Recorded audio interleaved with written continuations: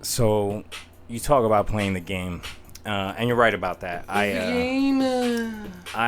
suck at that. I always have. I'm always someone who. This coming from an actual fucking gamer. Yeah, right. You think I would be excellent at it, but I don't know. I'm myself. We're talking about the game of life, folks. I like to be a blunt instrument. You know what I'm saying? I'm trying to avoid passive aggressiveness, and that type of thing. I mean, but we live in a passive aggressive world. You ain't lie. So, to give you context, chat, here's an impromptu Security Tales. Welcome to the Triple P once again, guys, gals, MB pals.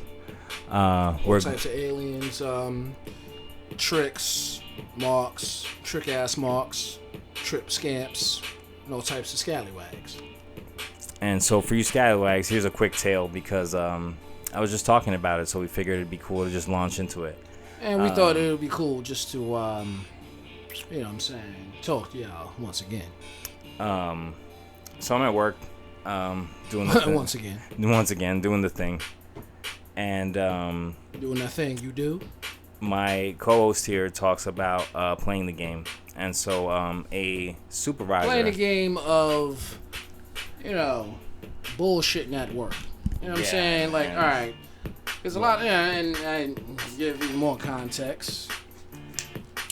There's a difference between playing the game and kissing ass. You know what I'm saying? There's a difference between having your, your superiors filming you and you kissing and licking their ass. You know what I'm saying? There's a difference between you,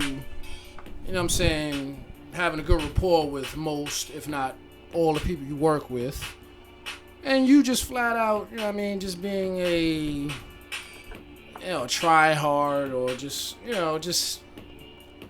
providing the wrong energy. And I believe that's what my co-host story is about. Essentially, to give you even more context, I used to be a super cop type of security guard, Yeah, but he wasn't Jackie Chan, though. Nah, nowhere near as cool or awesome. But with no albums. Yeah, or Drunken Mastery. But you want to be good at your job. I wanted to do what was right. I take safety, as I said in the past, Security Tales very serious. Because again, something happens, it's on me. And I don't want that to happen. So, we are security guards. Exactly. Secured. So, I am in charge of, I look after metal detectors at the security checkpoint that I work as part of my job. Not the mags. No. They're just, the weird little stand-up portable joints. Well, no, you do work for a much more refined... They're okay. Yeah, they're alright. They do the job. No, I mean, if I went to where you work and they had the mags, then I would be a little frightened. Exactly. No. This one, this is good money. This is just to... You have the mags for the mass public. Yeah, even more numbers than we normally see. Yeah. Even though we see numbers, but thousands. Crowds. But anyway, I am there doing my job, and a supervisor comes up to me, as they do sometimes, and he looks at the distance between my detectors. It's supposed to be a certain distance apart, so it works, because they're battery powered, and he's like, this has to be 32 inches. Right. And in the past, I look at him. This particular supervisor is someone who doesn't really like me very much. You should have preferenced all that before. I mean, it's, you got to build to it. So, not to really go too deep into it, but you know how with some people you can just tell. And I don't want to make up a story about. I don't know this guy really. So wait, you didn't try to bag up his sister? Nah, no revenge tales, no nothing. For whatever reason, this guy, it's his colleague. There's always that one, bro. There's something everybody at the job can fuck with you, but you know what I'm saying, because of that, there's always that one that, And conveniently enough, that's one of the motherfuckers that nobody likes.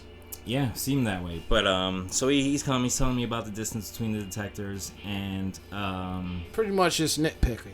Which, you know, I get it, guys. Like, for you supervisors out there and stuff like that, I get that you have to do your jobs. I get that someone above you is telling you to come nitpick our setup. I get all of that. I really do.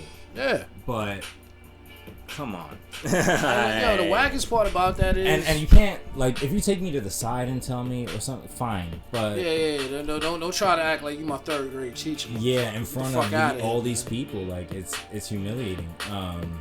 And it's not even that deep, but no. I know it's about just the nagging. It's not about the 32 inches or whatever it is, especially since the detectors work. People get through them fine, it's fine. Especially since I wear a size 12 shoe, that's how I measure it. Anyway, he is like, this is supposed to be 32 inches, this and that, you know, whatever. I was like, I just take them to the distance so that they can work and that they're balanced and that they scan. That's yes. And he's like, well, you're supposed to have a measuring stick. And at this point, I've been largely deferential to this guy because I want to respect, you know, everybody at work. You want to respect who you think he is. You know, I just want to go back to doing my job. That's all. And that is a big thing within the security realm. There's a lot of supervisors that, you know, they enjoy their role. I wouldn't say job or title.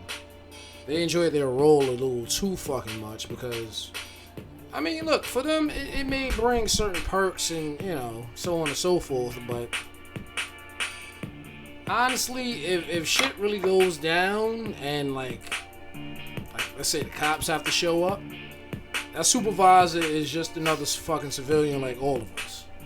And to your point, that has happened. I've been in situations in other theaters where that same supervisor was there and he didn't do anything for me. I handled the situation check back to my I guess that was the first security tells, but check back to my New Year's Eve story. Exactly, you handled it.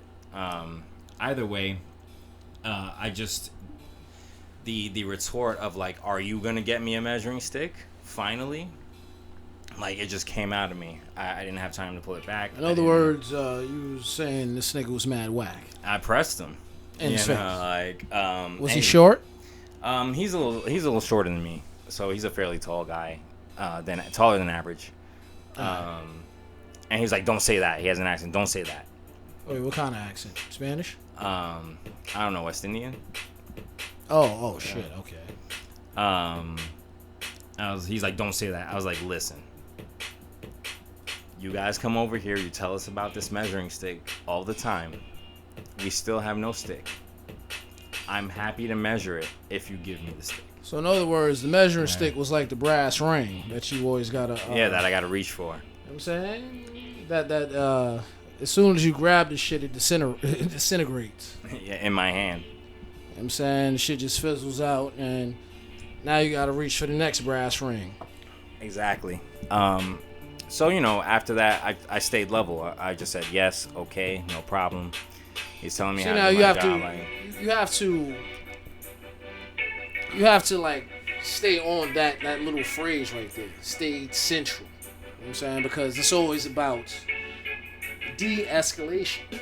Yeah. Now look, I could bring up a story that happened to me on Friday. I won't. Because it was de-escalated. So therefore there was no situation. Yeah, go ahead. Yeah, you snuffed it out. And again, admittedly, I'm bad at de-escalation. I respect my partner. Clearly. But that's because I'm not there.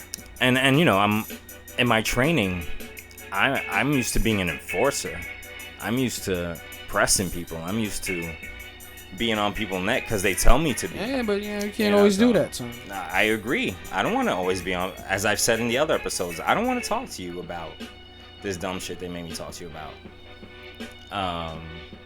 As you should. Like, I want you to have a good time. I want you to be safe. That's all I care about. Safety. The rest is whatever. You know, it's part of my job. I got to talk to you about it. But I care about securing. So securing your ass. So that was it largely. You know, he had to do his supervisor thing, and it sucked. And the other private guard I was working with at the time, he felt my like, because I was tight. I was super mad because I know it was some bullshit, but no, it was some dick swinging. Yeah, and again, I get being in this work a while. Like I get that that's a part of it. And first of all, that shit is corny because all right, back in the day when everybody was getting bread, you could do that. I'm fine with that. But also, those are the same dudes, those supervisors today, they were the same motherfuckers that used to have to wear fucking bulletproof vests back in the day. Because they were the ones that motherfuckers did not like.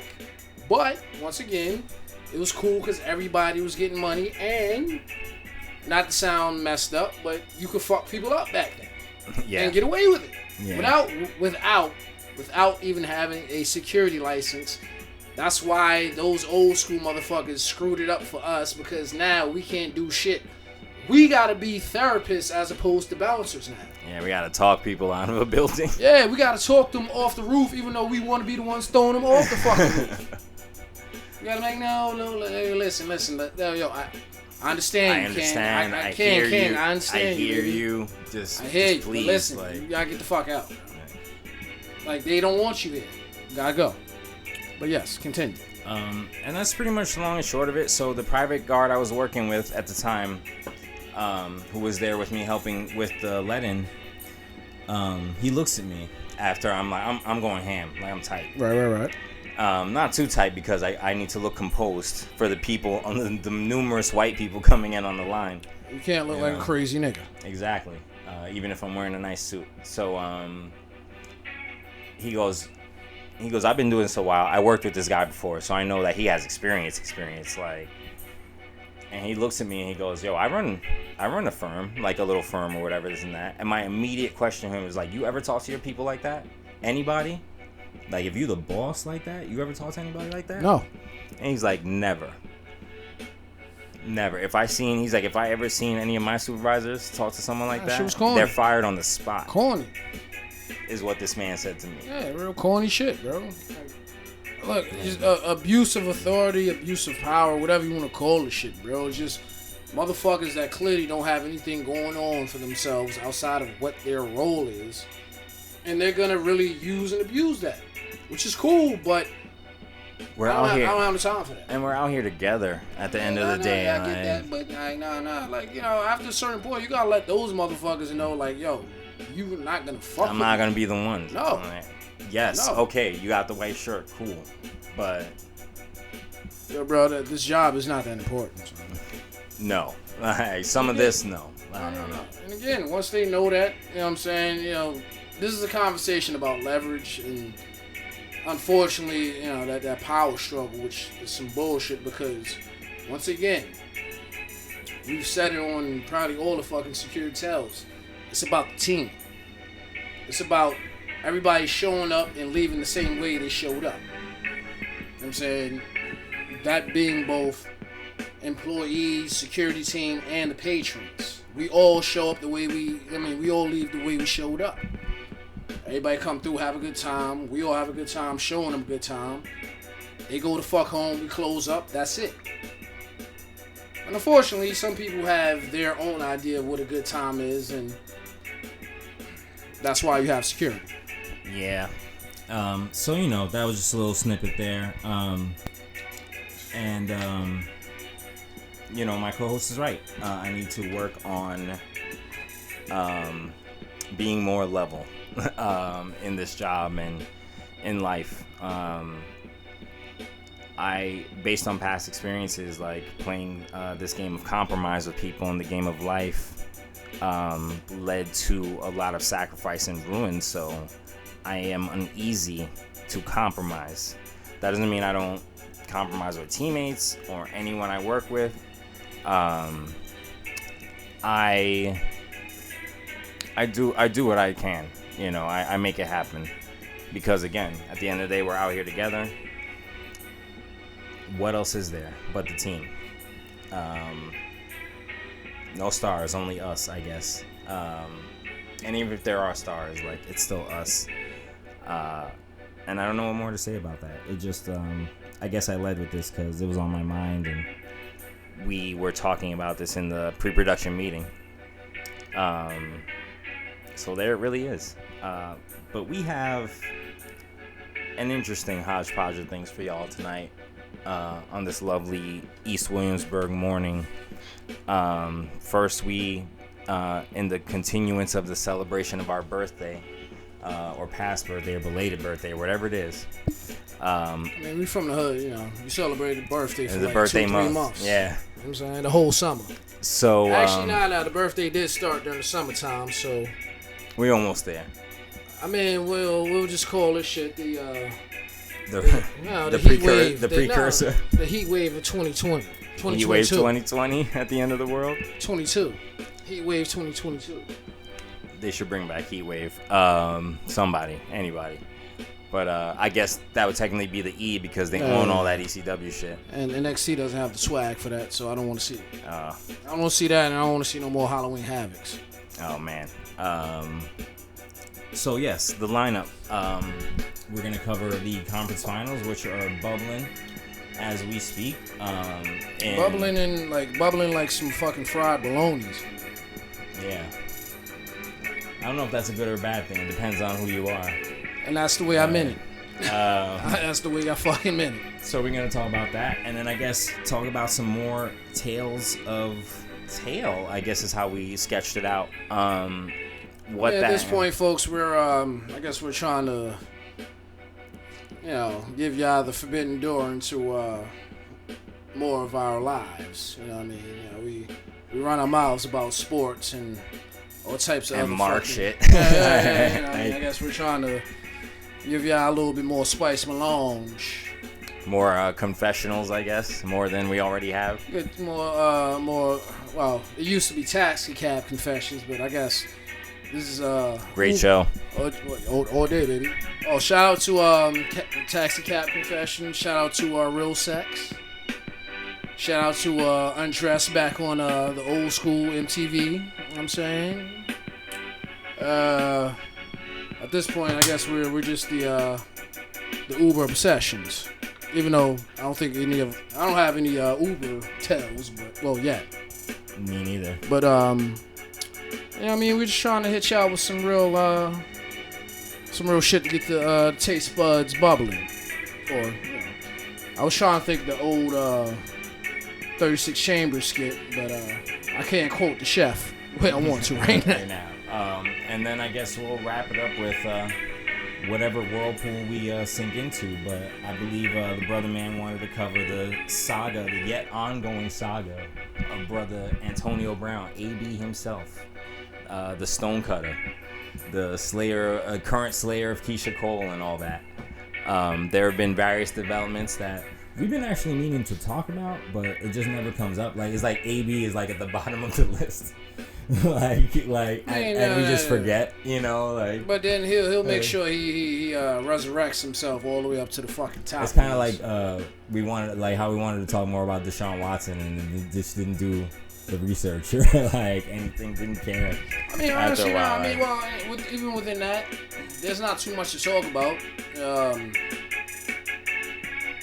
Brother man has beaten most of these cases that have come up, if not all of them.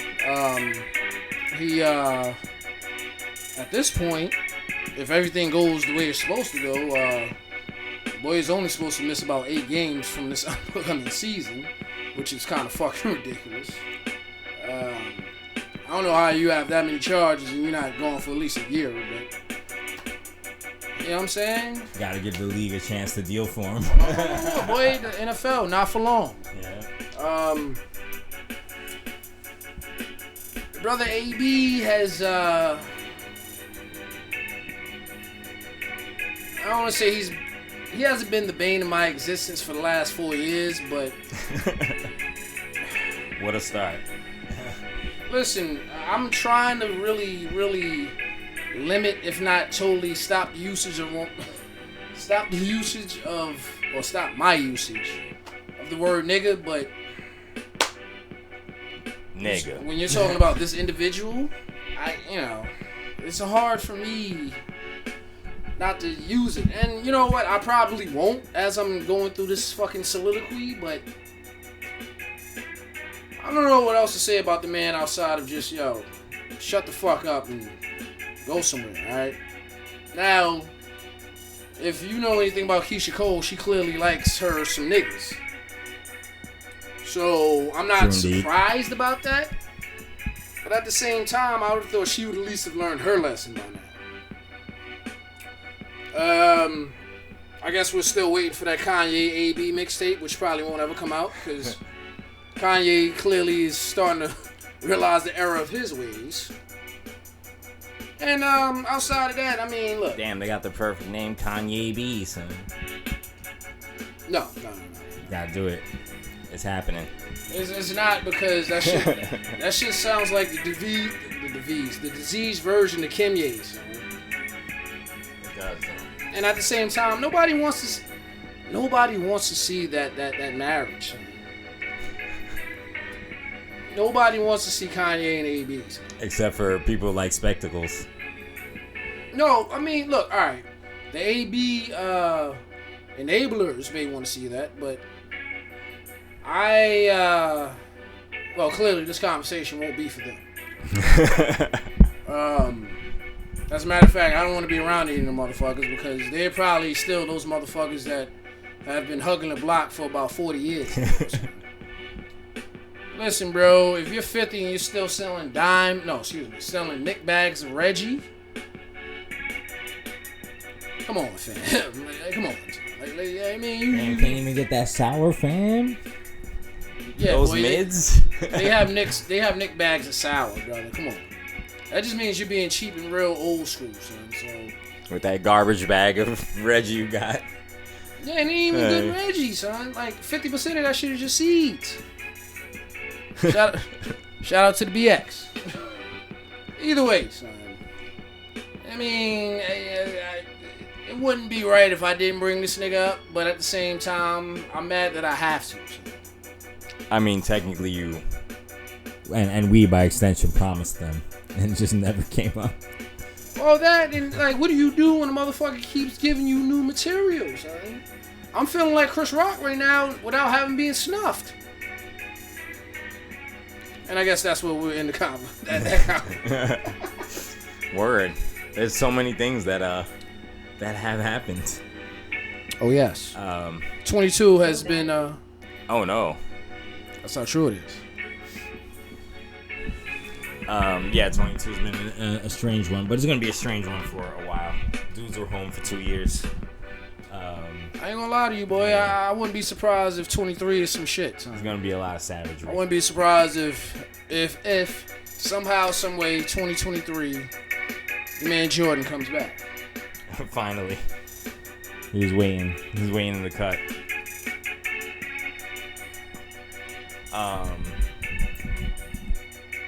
In either case, I guess I don't know. Are you gonna continue to do your correspondent analysis here? We're gonna go like deep into the marshes, or we're gonna do some ball real quick? Oh no, that's all I had to say about the receiver formerly known as Antonio Brown. Well, real quick. I mean, first of all, he is a champion. Honestly speaking, you know what I'm saying, being a football advocate that I am, he is one of the people that I thoroughly did enjoy watching. But at the same time, I grew up in the era of the receiver. And honestly speaking, he doesn't compare to a lot of them for me. But, you know.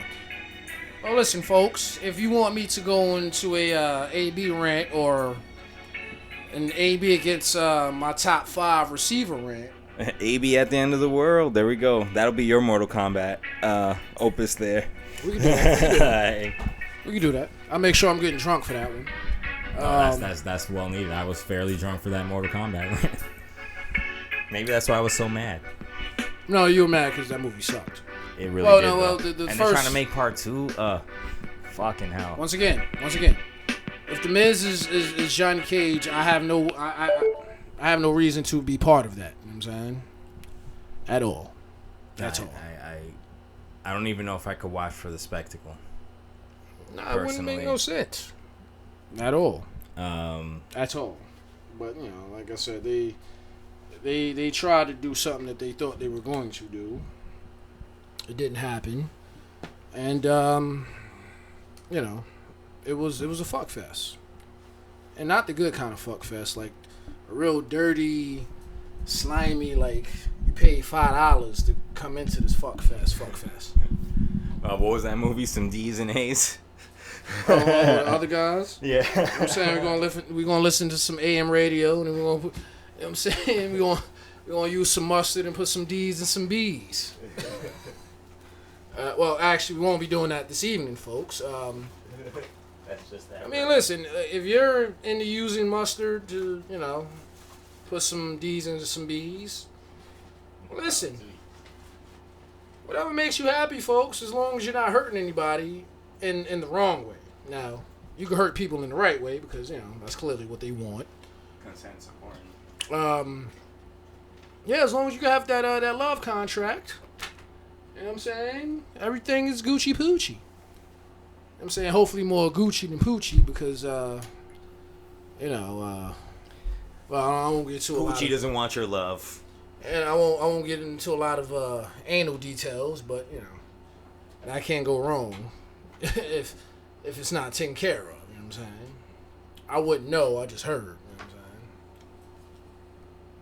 But at the same time, folks, moving right along, you know what I'm saying? I know a lot of y'all would love for us to keep a real anal conversation going. We don't have the guests yet. Yeah, you know what I'm saying? We're trying to get more experts on that, you know what I'm saying? Neither me nor the one of liquidity are experts in that. But at the same time, you know what I'm saying, we are here to, you know what I mean, give y'all a couple of different flavors like we usually do, you know what I mean? We like to give y'all that appetizer sampler that you like. The H4. I mean, that H4, baby. Yeah, I haven't used that as a title yet, have we? That good H4. I mean, it's not really used for a title. It's more of a reference. Yeah. It's an entity, its own. You know what I'm saying? It's its own brand. You know what I'm saying? As a matter of fact, at some point, niggas got to make the homemade H4. But I guess that'll be when we on our drink champ shit. We videotaping and we're somewhere in some park. Yeah, out. What was that? That was 2 crab rangoon, 2 dumplings. I don't know if it was 2 dumplings. It was 2 wings, two rangoon. 2 wings, 2 rangoons. I think it was either the beef on the stick. Yes, 2 of the little beef on the sticks, the little kebabs. And spring roll, something like that. Spring roll and either this whatever fried rice or some fries. Yeah, like something extra to round it out. Shout out to all the Chinese spots that have the family combinations too, man. Y'all are holding us down too. Oh man, that definitely kept the dude alive in them early days. Oh, they living out in East Williamsburg.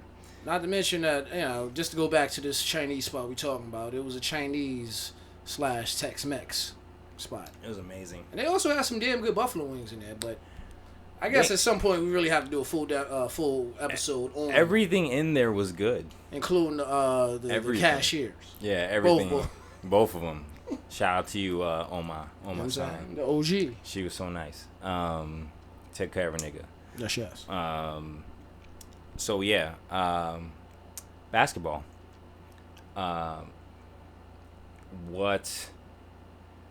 Are you intrigued by this at all? It seems like the basketball world, I guess besides the fact that Boston is quote-unquote overachieving in these postseason, even though they were the hottest team going into the postseason.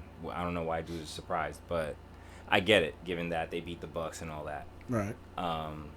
What stands out to you immediately?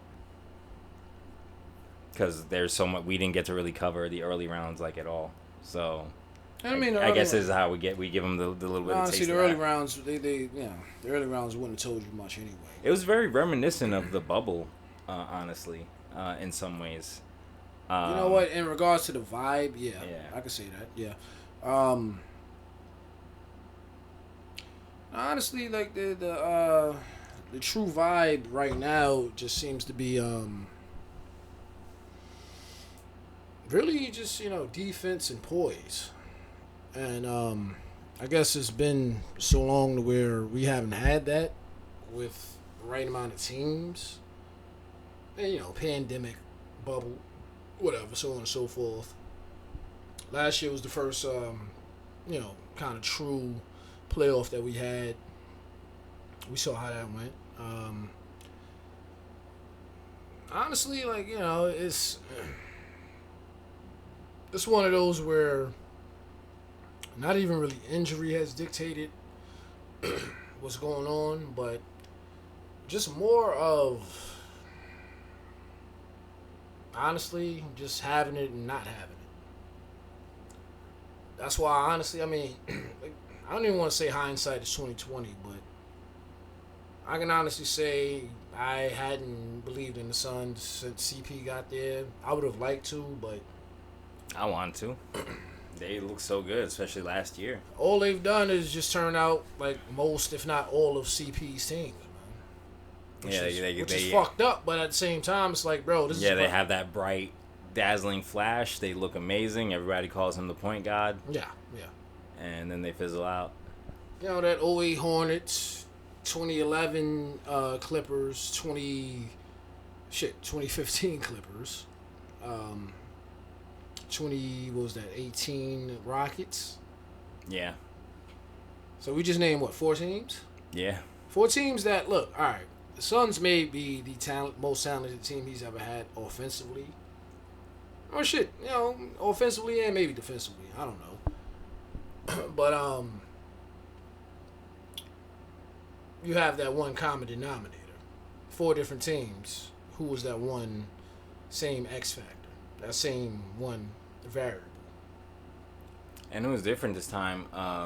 He just kind of got muscled. Pretty much. Because he's old. The Mavs knew what to do. He's old. As well. They focused on him. They put the bigger players on him. They used their size to their advantage. And the Mavs were an incredibly bad matchup for them. And they use his greatest strength as his greatest weakness, which is how hard he competes. Because he's just going to go hard to try to win. Yeah. And if you unnerve him, then it's over. But see, that's the difference. There's a lot of turnover. That's the difference. Because like, the story was turnovers, for them. Yeah. So, but look, CP from, I won't even say, 5-6 years ago. CP from 3 years ago, if he could have carried them scoring-wise, they beat the Mavs. Now, if I have to go into a little bit more analysis, which I will, we both know the best player in that series should have been DeAndre Ayton. You know what I'm saying? Absolutely. I'm pretty sure I said that at some point before. The guy who asked for a max contract, the guy who I defended on this show, saying that he deserves the max contract, and then showed me that he doesn't in this past postseason. Even though he played okay, he didn't stink up the court. You know what? Look, but they needed him to go to that Super Saiyan 2 to really elevate them. That's the whole thing, bro. Because the well ran dry with the threes. Even when they caught fire, it wasn't. Their offense was disjointed. Then Depot got hurt. No, you're talking about the most well-balanced offensive attack in basketball right now. Not even just in the NBA, worldwide. All right? Who doesn't want CP3, Devin Booker, and DeAndre Ayton and all the pieces that they have around them? Now, to be real, they do need, a legitimate, because you know what? The second option for me these days is definitely, if I gotta have my way, it's definitely, your 6-man. But, as me and the Lick one have done on several editions of 2K, most of them shits I hate. But we like to franchise and make our own teams. Or at least I like to, and I put him on to that. I enjoy it. I like the GM my shit, and you learn really very quickly that basketball. Chemistry is a tricky thing. Basketball has a very sensitive fabric. Even with super teams, people think it doesn't matter. It's not about talent. Yeah, I could just throw these 4 to 6 stars together and.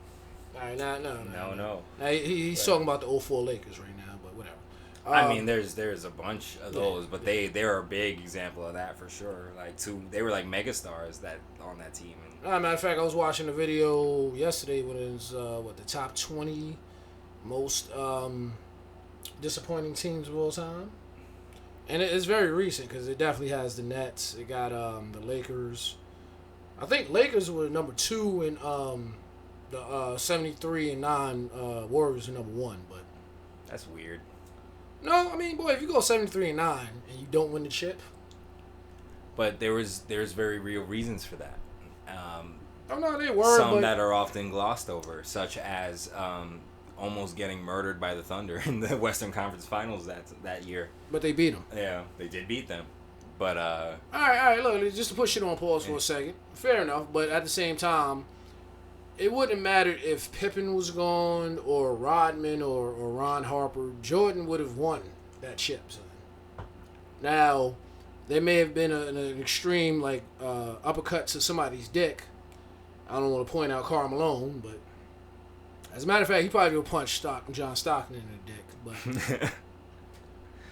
and speaking of Stockton, I've been watching a lot of shit with people that have been bringing him up as the best point guard ever. Because we shout out to the Knuckleheads podcast, but we always go back to the Baron Davis episode where he was like, "Yo, John Stockton was the first dude to ever make him feel like, yo, I should never play basketball again." Who else? Gary Payton. Because Gary Payton would talk shit to everybody except for him. This dude, your man Earl Watson. Because he was on Baron Davis's podcast. I didn't even know he had a podcast. Everybody does, but his story was hilarious. Just on some shit later.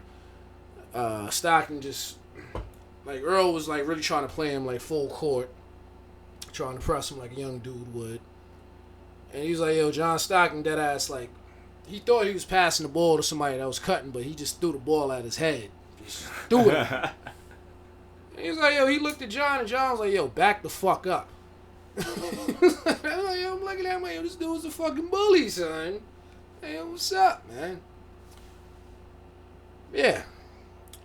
Either way, man, these playoffs have been real. Honestly, strange, fun, but strange. But you know what? I'm not even gonna lie to you. In most of the years that the Warriors have won their chips, it's been that way. Yeah, because they stayed pretty much cohesive. They're a developed team. Not even that. They get along. I'm not even gonna lie to you. That and I won't say this year because I feel like they could have beaten the Suns, but all right, shit. But also, people had them dead in the ground, right? Clay was out. Steph was banged up. They were all banged up. But they were down for 2 years. But yeah. I mean, I had to explain to a lot of individuals that I used to work with. I'm like, yo, bro, they've been to 4 consecutive fucking finals. What do you think is going to happen? They're going to fall off. But their crew, their foundation is still young enough to where they can build around them. That's when Jordan Poole, fucking, I forgot this dude's name, but he left them. He went to the Lakers, the old point guard, Toscano, all of them.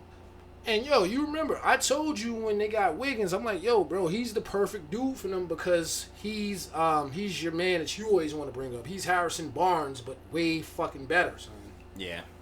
Way better. And he had something to prove because they've been saying he was washed for years already. Which he's the number 1 overall pick. I didn't believe that. I was just like, he's too talented to be washed. He's just not in the right situation. And he was never truly supposed to be a true number 1 option. No. He's a great utility player. He plays fantastic defense. He's confident now. He always was, but he's outside of playmaking and facilitating, he's becoming their best utility player. Also, I think having, any young player, any person in life, when you're going through your adversities, because he came in young, right? He went through his adversities, again, being called washed, being on bum teams, all these things. I mean, let's be real, boy. If you're number 1 draft pick, number 1 first overall, and you go into Minnesota, especially during those days, what do you think is going to happen, bro? You're going to go through it, and he went through it, and he seems to be better for it coming out the other side.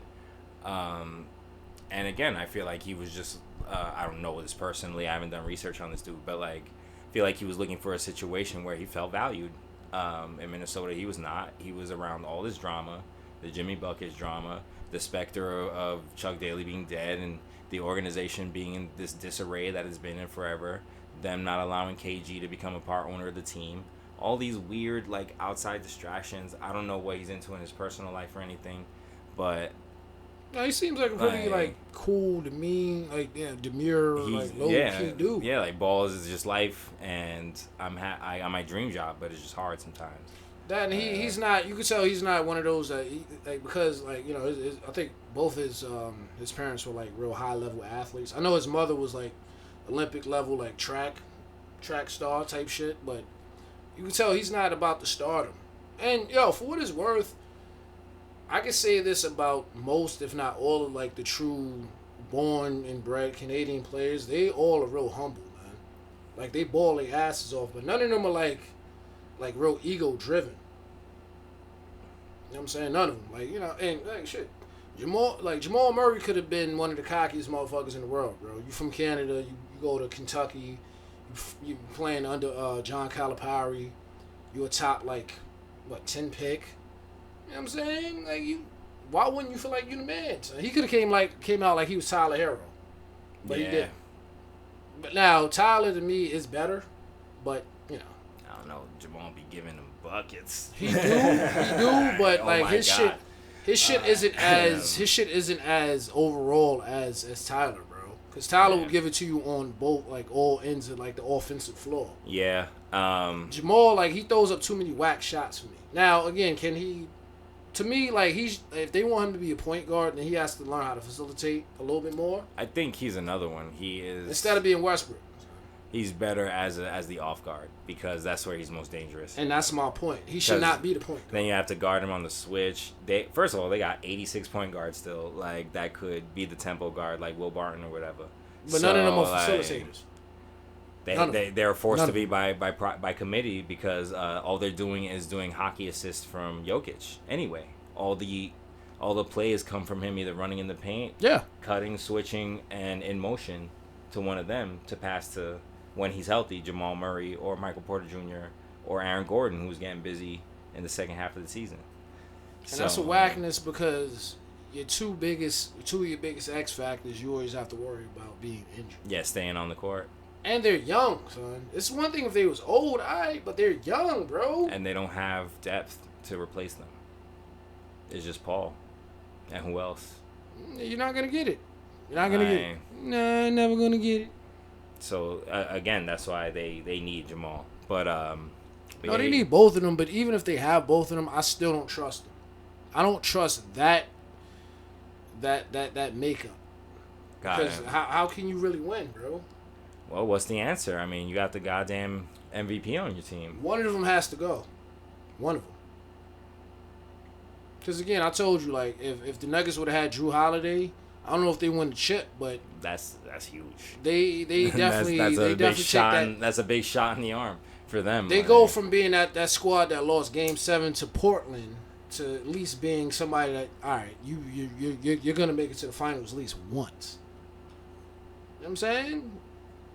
I mean, but, people don't look at shit in that way. And, again, Drew Holiday, because of what he was going through, he got slept on. But the man is a champion now. Yeah, he shut all of them up. Also, him and all his brothers in the league, which is hilarious. Oh, that's how it should be. That's how it should be. So, I don't know. Just going back to conference finals, I too do not understand why you sleep on this Warriors team. They're probably still one of the best teams in the world. Not probably. Nah, because again, bro, you know what it is. Sometimes shit just seems like it's too good to be true. Well, also they hate them. A lot of people really hate them.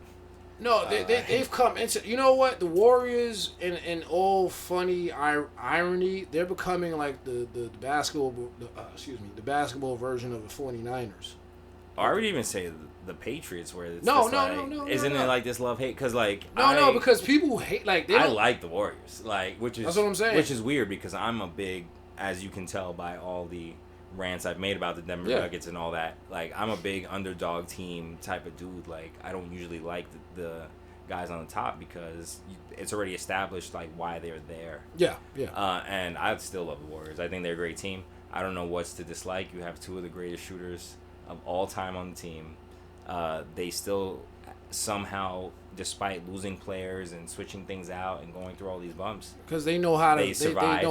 they know how to really keep their culture. They didn't fire Steve Kerr. They didn't do all these things that other organizations would do to quote unquote right the ship. No, they just waited. They were patient with their team because they knew their team wasn't dead like a lot of these teams saying that they were. When you have a real culture in regards to franchises, you can do shit like that. Now, again, I'm not going to compare them to the Patriots because even though people dislike the Warriors, they don't hate them the way motherfuckers hated the Patriots. You know what I'm saying? Like really? People.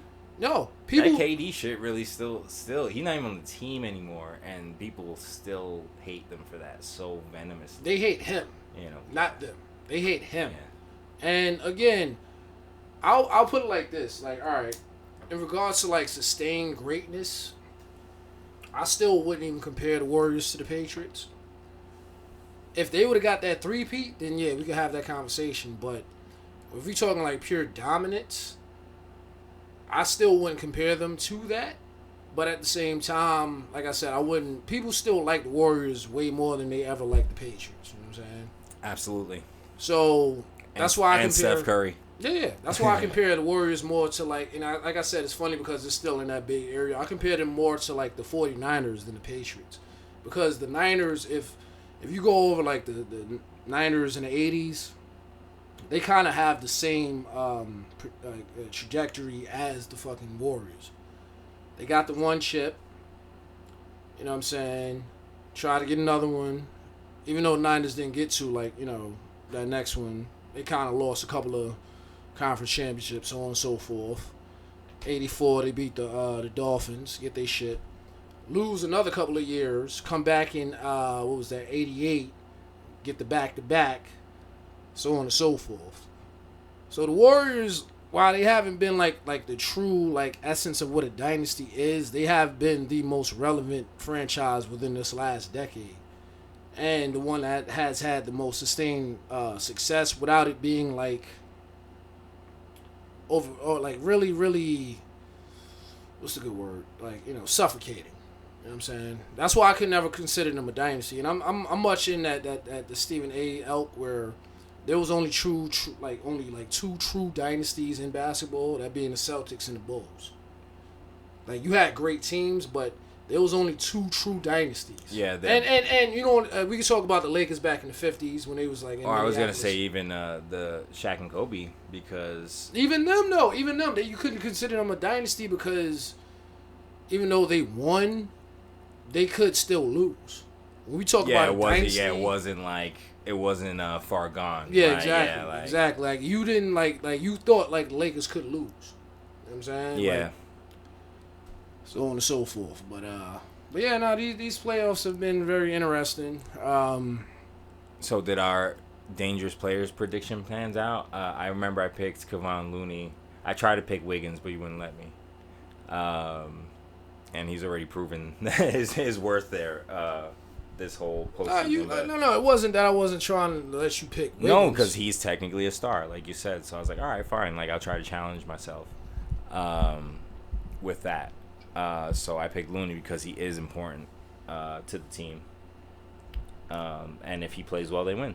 That's pretty much what happens with that. And he's just gotten better and better and better. Speaking of, like you said, culture, right? It would have been so easy, I feel, to just trade him away for a serviceable Bismack Biyombo type or whatever. You know what I'm saying? Nah, they weren't ever going to do that because he took the hometown discount back in 2019.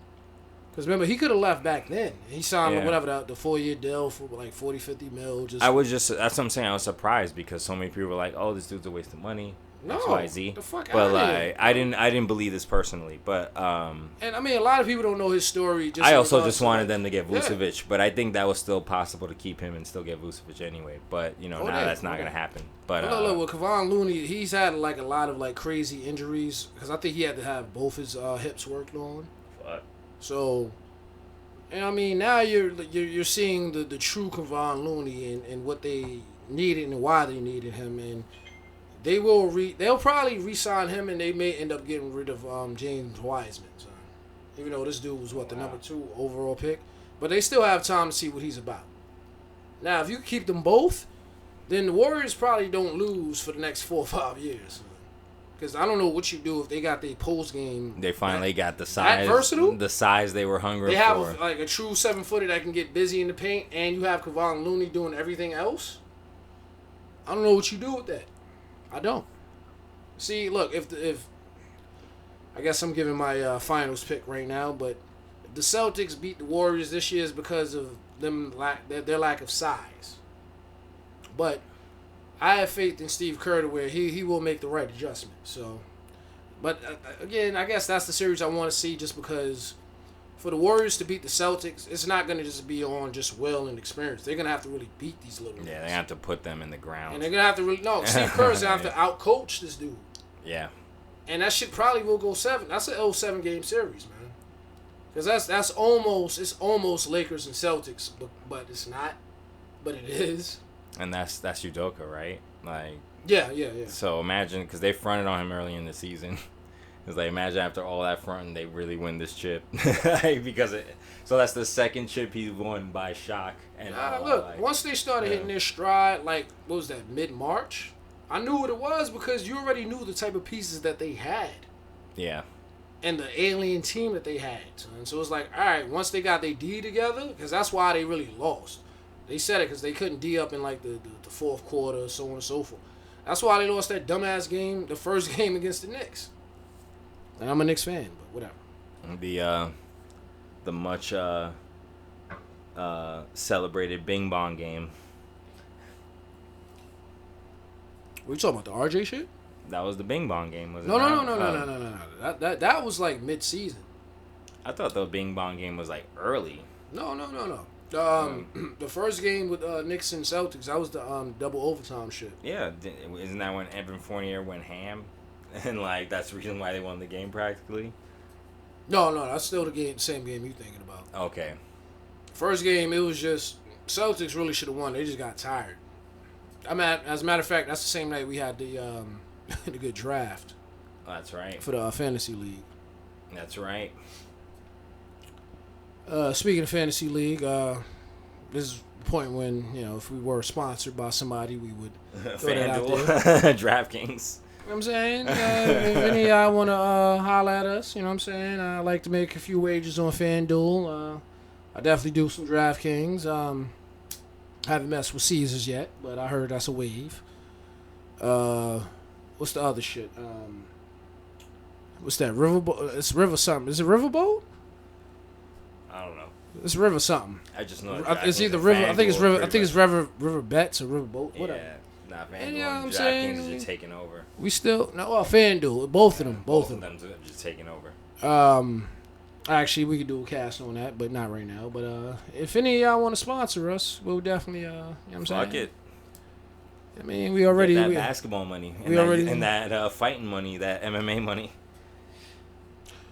Catch me betting on Bellator fights on Thursdays. I mean, I'm definitely trying to see what's up with 275. So I'm saying, we'll see what's up. Like I told you, I definitely called me and Jan knocking out Rocket. Well, he finished. Rocket. He finished him. He didn't knock him out. I mean, well, whatever. He just murdered his leg. It was he just TKO, murdered his it was leg TKO until he submission. finished it. No, it was fantastic. Point is, you know what I'm saying? I got some dollars. The point is, he finished it, and I won. And you won. Well, we all won. And that was kind of a murky fight there. Rakic has the ability to decapitate you, so yeah, he's the more versatile fighter, but I don't trust him. Nah, and Jan had to come out and murder this guy because that's why I put my money on him. Yeah, because he just lost the title, and he hungry to get that shit back. I put some money on the draw, which was like, shit, it was like plus 5,000. And part of me was like, yo, you know what? They may come to a draw. They may both. I thought they both would beat the shit out of each other. Then that's what I thought it was gonna be. I thought it was gonna be they were gonna slug it out and then try to wrestle fuck each other to the win. Yeah. And clearly, Blachowicz decided to pull out his kickboxing, which people seem to kind of forget about when they fight him until he kicks you in the ribs. So, it's not. He forgets about the shit. No, he uses it. He's a versatile ass dude. You know what? Now. Ever since he had to fight Israel, he started going back to a much more versatile game. and his range, and he's just a smart dude. Like, yeah, he is. I like watching him fight. But again, anybody with hands, you know what? They just gonna. Nah, if you know you got that power, man. Why wouldn't that Polish power, like they say? But my thing is stop headhunting. If you got them hands, you know I think that's what he's doing now. I think he's like taking, and we talked about this before. When dudes get the belt, in general, you know, Cyborg and Amanda Nunes are also great examples of this. Valentina Shevchenko as well. They develop GSP. I feel is a big, you know, practitioner of this like surgical. I'm going to take you apart every aspect of my game until you break somewhere, and then I'm gonna break you with that. Yeah. And I think that's where Jan is at now. Like, he has his kickboxing, he can wrestle like a motherfucker, and he hits like a train. So, how do you beat him? You know, like, you have to really be very strong to out wrestle him. If you're, you know, Israel's a good example you gave there because he just put him out of his element. They could strike, you know, but just put him out of his element. Israel also didn't want to get hit by this dude. No, well, who the fuck would, son? And if you got that range with them kicks and are able to basically kick the leg out of a dude like he did with Rakic, like he beat. I don't want to say he beat him easily, but it was just like with that finish, like he made it look easy. It seemed like that, you know, which is good for him. We've just gushed over him for the last 2 minutes or so, like. Well, no, again. This is the sampler.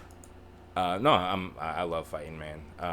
It's been hard with work because I work Saturdays to watch, and I hate watching highlights because there've been some bangers, but and the highlights usually suck. Yeah, they don't really convey the story. And the mirror sites that I watch live don't always have the replay up, or the video gets taken down by the UFC or whatever. Oh, that shit looks like a bad POV fucking porno, man. Exactly, from like Skinamax from back in the day. Well, she even knows it's better, man. Yeah, like those Skinamax joints. At least you could watch it. As long as they weren't trying, like, all right, I hated the Skinamax joints where they would bring in like actual porn stars, because then it's like, all right, I don't want to see you. Because now I know, like the script sucks. You just here for that little bag back in the 90s or, like, early 2000s. I don't want to see you fucking some dude in the alien costume on Cinemax. Yeah. And not even technically fucking him because there's no penetration. No, it's just a lot of fucking dry humping and rubbing. Yeah. Just a lot of mad overly exaggerated moaning. It's hilarious. But, you know, still hot enough to be dick to. Especially if you're like 15 years old, but some of them was alright. Some of them are good, but again, that was just because of, for me, it was just because of the actress. Some are worth recording, you know. Back in the day, shout out to the VCR. Shout out to the VCR DVD combo. Like, oh man, I never had one of those as a youngin. Matter of fact, shout out to RIP Circuit City. Oh man. R.I.P. Circuit City. I'm saying, back in the day when your man, so the Scramsies used to work there.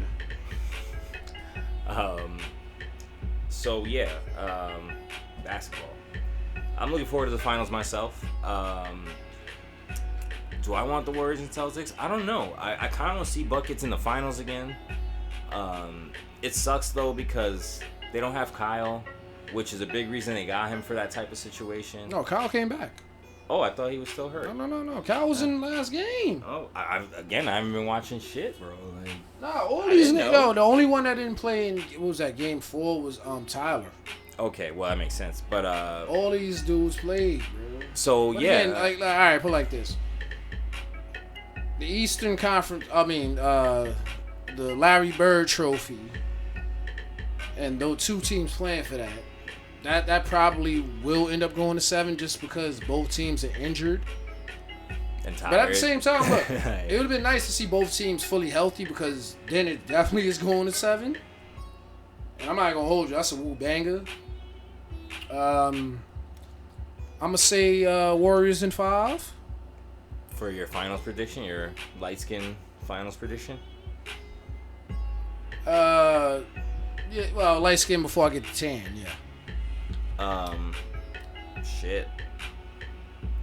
I really want it to be the Warriors versus the Heat because I just like.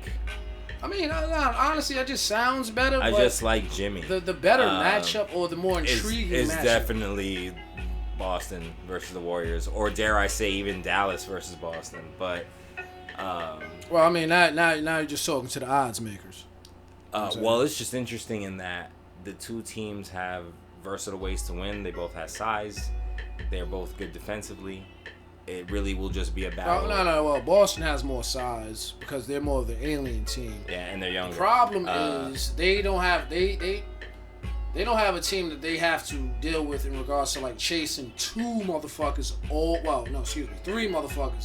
all night in all series. They have to chase 3 dudes who can gun you down. So. And those 3 guys are very good defensively. Good defensively, and they can pass. Yeah. And they have enough guys to swap them out, so you don't really get like tired. And if you notice, Steve Kerr isn't playing his whole roster in the series because he knows what it is. But look, against the Celtics, he will play a much bigger roster or bigger lineup. And he will have to. Yeah, of course. Not all the time, but. But I just like to see it because I know that the fans overall wouldn't want to see that, except the Luka fiends. Hey, well, you know what? The Luka fiends are cool with just this right now because they weren't even supposed to be. Just this right now, exactly. They weren't supposed to get this far. Like, this is wonderful. The only people that are pissed off right now are probably those who are either in Sacramento or Atlanta because they both could have had brother Luka, especially Sacramento. Wait, I forgot. I don't know if that was the same draft as De'Aaron Fox. I was just about to ask that. I don't know either. Actually, I think it is. So, I mean, Sacramento ain't too mad. It's just that they're Sacramento. Still, though. Atlanta's definitely mad, though, son. Yeah. Ice Tray and all? Nah. Nah.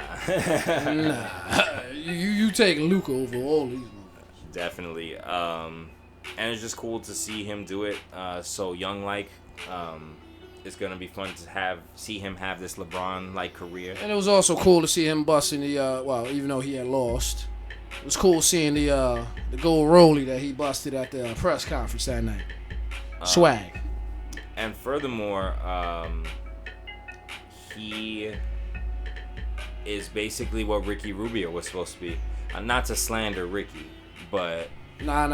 Ricky was just known as just pure point guard. Like, I'm just talking about in terms of like phenomena, like even that. Like he was supposed to come in and be this like genius level player. You know what I'm saying? So it's cool to see another player like that. Well, no, you know what? In all honesty and fairness, Luka didn't even have that much prestige coming in. Because motherfuckers were sleeping on him. I know, but I made the comparison because they had the same road. They were playing against professionals at like 16 and 17, leading teams at 19 nationally. But you also talking about a difference of what? 10? No. Like somewhere between 14 and 15 years. And in basketball years, that might as well be 30 because the game has evolved in such a way. And in all reality, you know what I'm saying? In all reality, you're talking about 2 different body types too. You know what I'm saying? You're talking about Rubio. Sure. I'm just thinking about the story and like and like again what it represented. But again, Rubio, he came out during the time with which the European foreign player was still looked at as lesser. Yeah, exactly. This is before Dirk got the only one that people looked at that was really a true banger was either somebody that was from Africa, either Mutombo or the Dream, or Tim Duncan. You know what I'm saying? Yeah. Now Dirk was doing his thing, but this was before he really got his chip. Steve Nash was, everybody looked at him as Canadian, so yeah, it wasn't like the same. It'd be different if he was like I guess from Sweden or and something. And then outside of that, you had Tony Parker, who was holding it down for the Frenchman, but you had no foreign player was ever looked at as the best player in the league outside of Tim Duncan. But you know what I'm saying, we talk about the Virgin Islands and the West Indies. Yeah. That's colonization. That's still Yeah. When we talk about foreign players, we talking like it's not like he from Cuba. Or, like... Not even that. If we talking foreign players, what they really were talking about was Europeans. Honestly. I got that. Or, like, Australia, like, people from far, far away, because basketball is beloved all over the world now. So, and at the same time, I can understand that because till this day, they still looking for that next Larry Bird.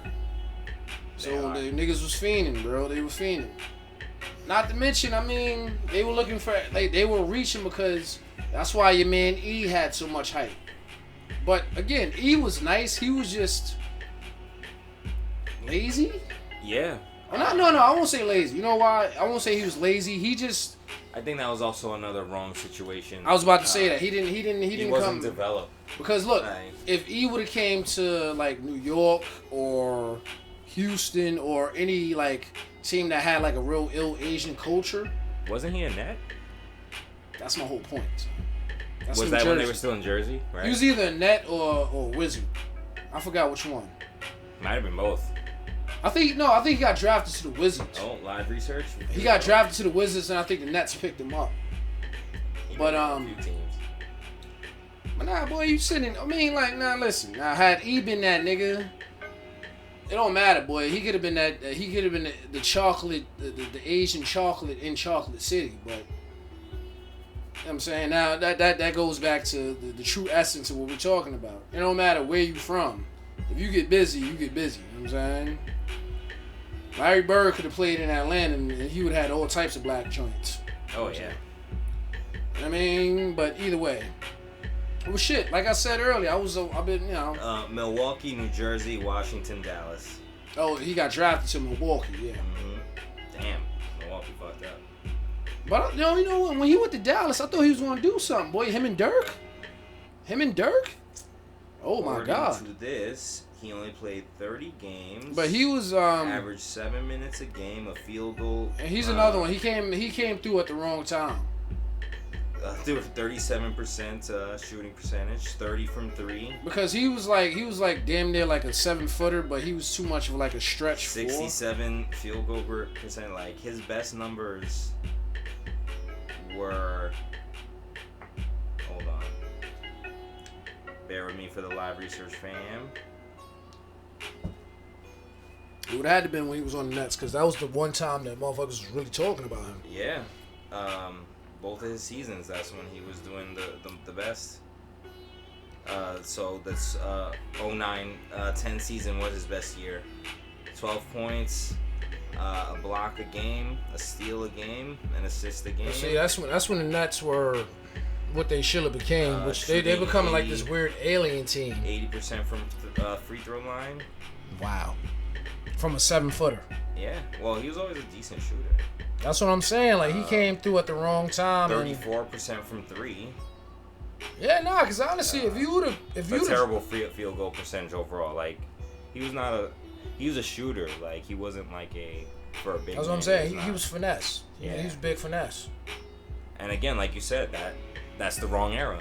Like, him now? Him now, he might be crazy. Because look, back then, you had motherfuckers still D'ing you up. All he has to do is just learn how to shoot a 3, like, smoothly. Really? Like, right now, all that man would have to do is get like a decent, like, and then get to the line. Well, he's going to do that. Yeah. All you have to do is get a good pump fake game and get his mid-range game together.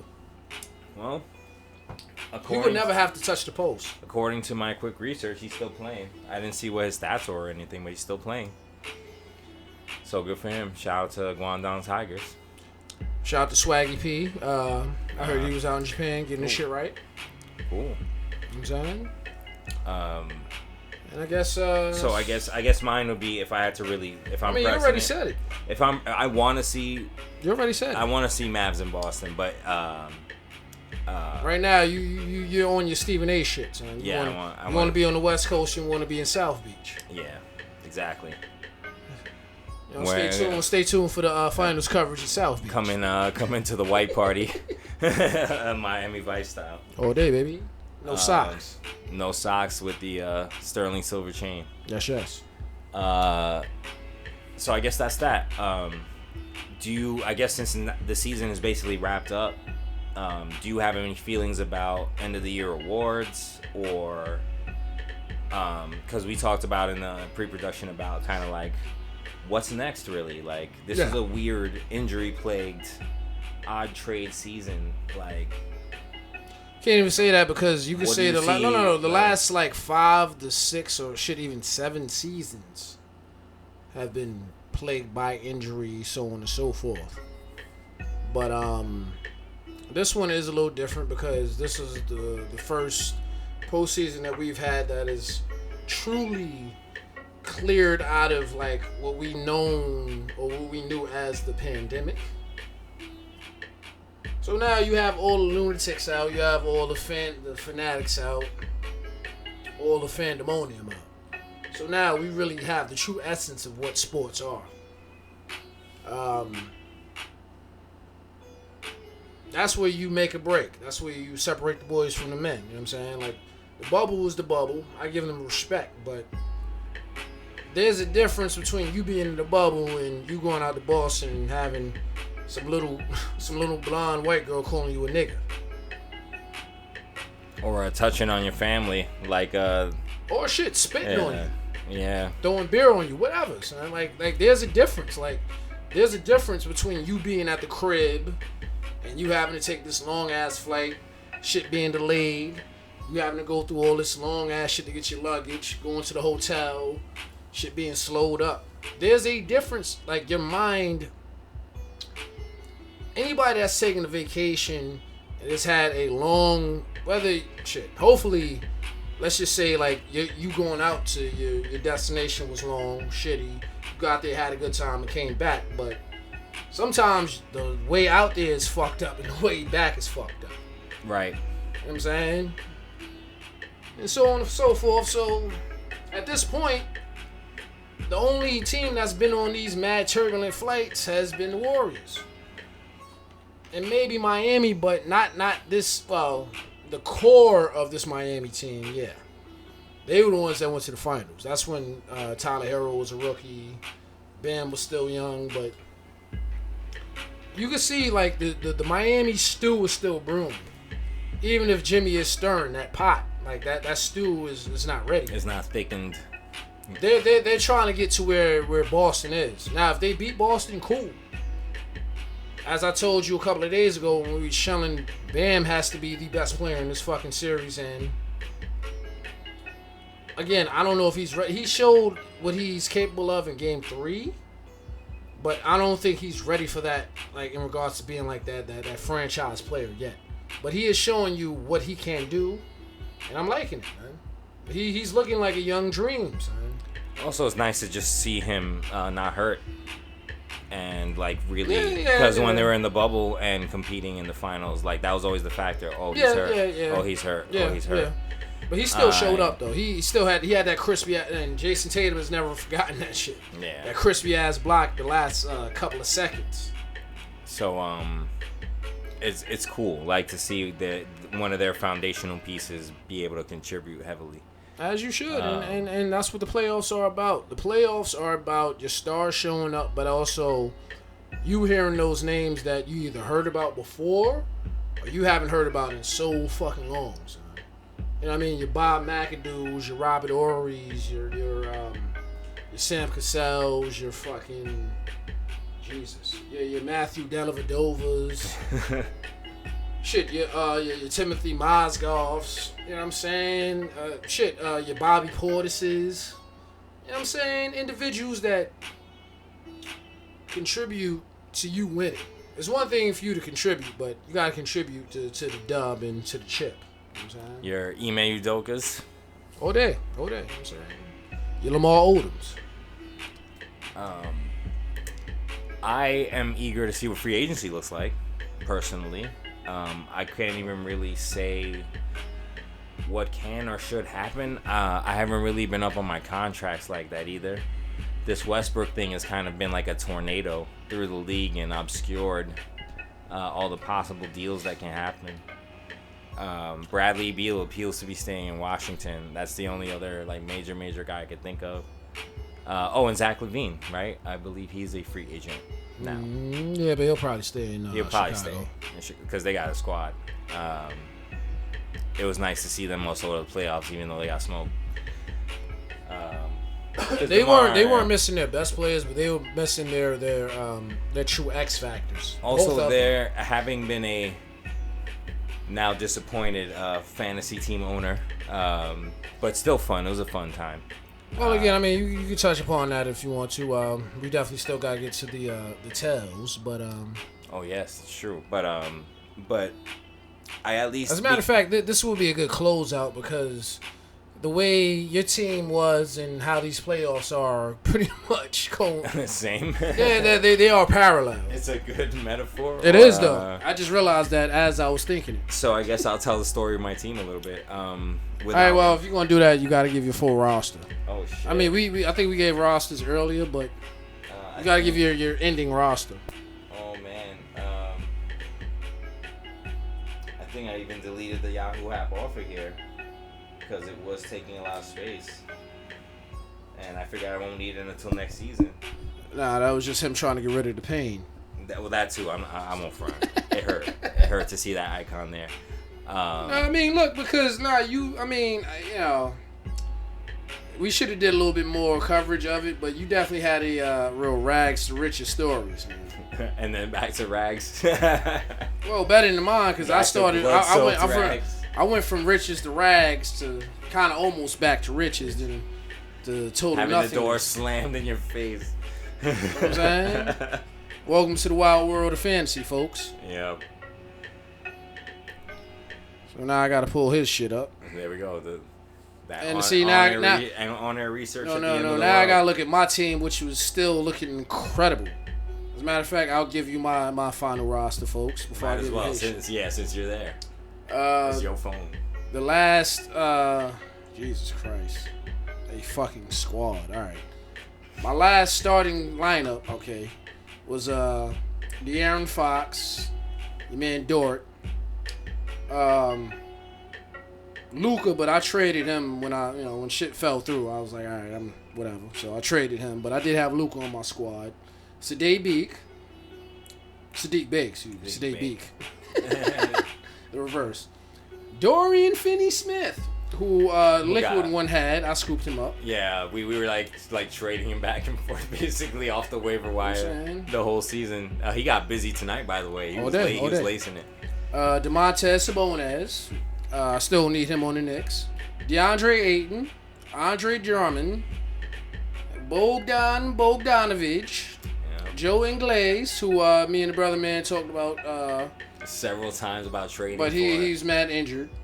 Robert Covington, LaMarcus Aldridge, Malik Beasley, your man D'Angelo Russell, and of course the one and only DeMar DeRozan.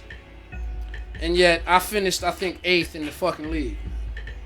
This man, and we just kept saying it night after night. I was like, yo, DeMar was just killing everyone all season. And I was like, you have the deadliest Look, from here on out, until DeMar leaves the league, he will forever be a part of my squad. Yeah, he proved himself for sure. Well, he's on both of my squads. Well, him and Luka. What was your favorite DeMar moment of the season? If you can recall it. I have one only because they played it mad times, so it sticks out to me. That's a hard one because game winners too. No. I'm thinking I couldn't remember against who right now. Because for me, honestly, like most of my most memorable DeMar moments was when he was on the Spurs, twerking the Lakers. But from this season, it was definitely one of the nights that we had chilled after he had twerked for like 40. And I want to say that it was definitely against a Western team. It was either like the Nuggets or the Jazz. But he definitely had went for like 40 after going for like 35 for like a couple nights. He was damn near on like his Black Mamba or I can't even call him a Red Mamba because that's what was that, Hoarder? Cameron Herder? Wasn't that? Yeah, because White Mamba was this nigga Scalabrini, right?